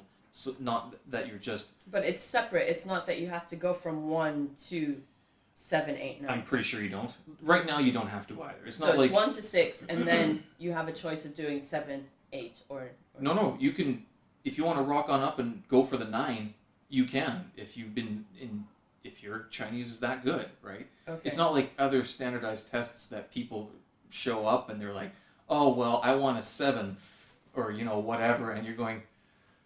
Which test are you talking about? Well, I mean, there are many standardized tests out there, but there are some times where you're like, I don't know what to say to you. But because students say it as well. Students come on and they're like, oh yeah, well, I'm easily this. And you're going, no, you're not. You're not that. And to get to that, you, first of all, should probably show up to class more often than you have. Yeah. And second of all, do your homework. Inside and outside of class. But yeah, so that's what they're doing with the HSK levels, and that's my commitment, is to all of next year's there's going to be HSK 6, which is not just going to be textbook work, but it's going to be like everything. Finance would be sort of the stuff that I would get into more. But why finance? Why not? Because I've been interested in it. I trade North American stocks as it is, so I have that interest, and I'm familiar with the terminology. Fair enough. It's one thing that I can sort of grasp onto and see how it could progress later on after ESL living. But whether or not it's like, I don't want to go work for a bank, I don't want to work for any firm, I don't care for any of that. It's just something that you can bridge. And that, I guess, the one thing that pushes me through my Chinese studies is being a translator. That would be where it is. So those are the 2 commitments. After that, if I'm still here in 2 years, married or not, I don't know. I don't know. I did ask my girlfriend if she would move to the Middle East with me. She said no. So we'll see how that works. But I'm an optimist in that I'm like saying, we have a choice here. You need to just flash some money. But I'm telling her this. Okay, so because she tells me how much she used to make in her job, and I'm like, okay, that's just above poverty. According to like official standards. Or we could move to the Middle East and make stupid amounts of money, doing whatever, find a job. But her fear is that she's going to be that foreigner, that expat, that she won't have that community. I'm like, I understand that. Oh, but there are Chinese people in Kuwait now, man. Last time I went. Right, but try explaining that to someone who's never. Imagine going to Toronto and meeting that person who's like never lived outside of his postal code. Fair enough. I mean, you're just like, no, the people are everywhere. It's bizarre how you can do it. They weren't when I was growing up. Right. I tell you. Now they are. I mean, But in all honesty, it could also have been that I just didn't know they were Chinese. But now it was going back. Exactly, it was going back, and hearing the Chinese and going, oh my god. Oh my god. I know that language. Exactly. You speak Chinese. Zhongwen ma. Zhongwen ma. Yeah. All right, well, I've taken a lot of your time. thank you very much Oh, wow, that's for nice. joining me today. I appreciate it. I think that everyone appreciates the chit chat about Chinese medicine, living abroad, and then your plans to move to Canada. I think that's very exciting, and we'll speak again. Who knows? Either when you're in Canada or when your plans to Canada have failed. Not that they will. Pay. Exactly. Or who knows? Maybe the next time we meet in the next big city, whenever it is. Yep. Thank you very much. I appreciate it. Thank you for having me. Cheers. All right, so that was episode 17 of my podcast here, and thank you very much for joining me today. I know that that actually went on a little bit longer than I thought it would, but I think it was a great conversation. For people who are interested in coming to China and studying TCM, traditional Chinese medicine, or who are even interested in visiting the country as well, learning Chinese, or for that matter, immigrating to Canada, it was great to have Nataly on today and talking about life here and her experience in the country so far. Thank you very much for joining me. I'll put all the a lot of these links or some of these links on the show notes for this website. Yes, I did forget to ask Nataly about how to get in touch with her, but if she has an email address, I'll put that on the show notes as well. With that, thank you very much. We'll talk again. Bye-bye.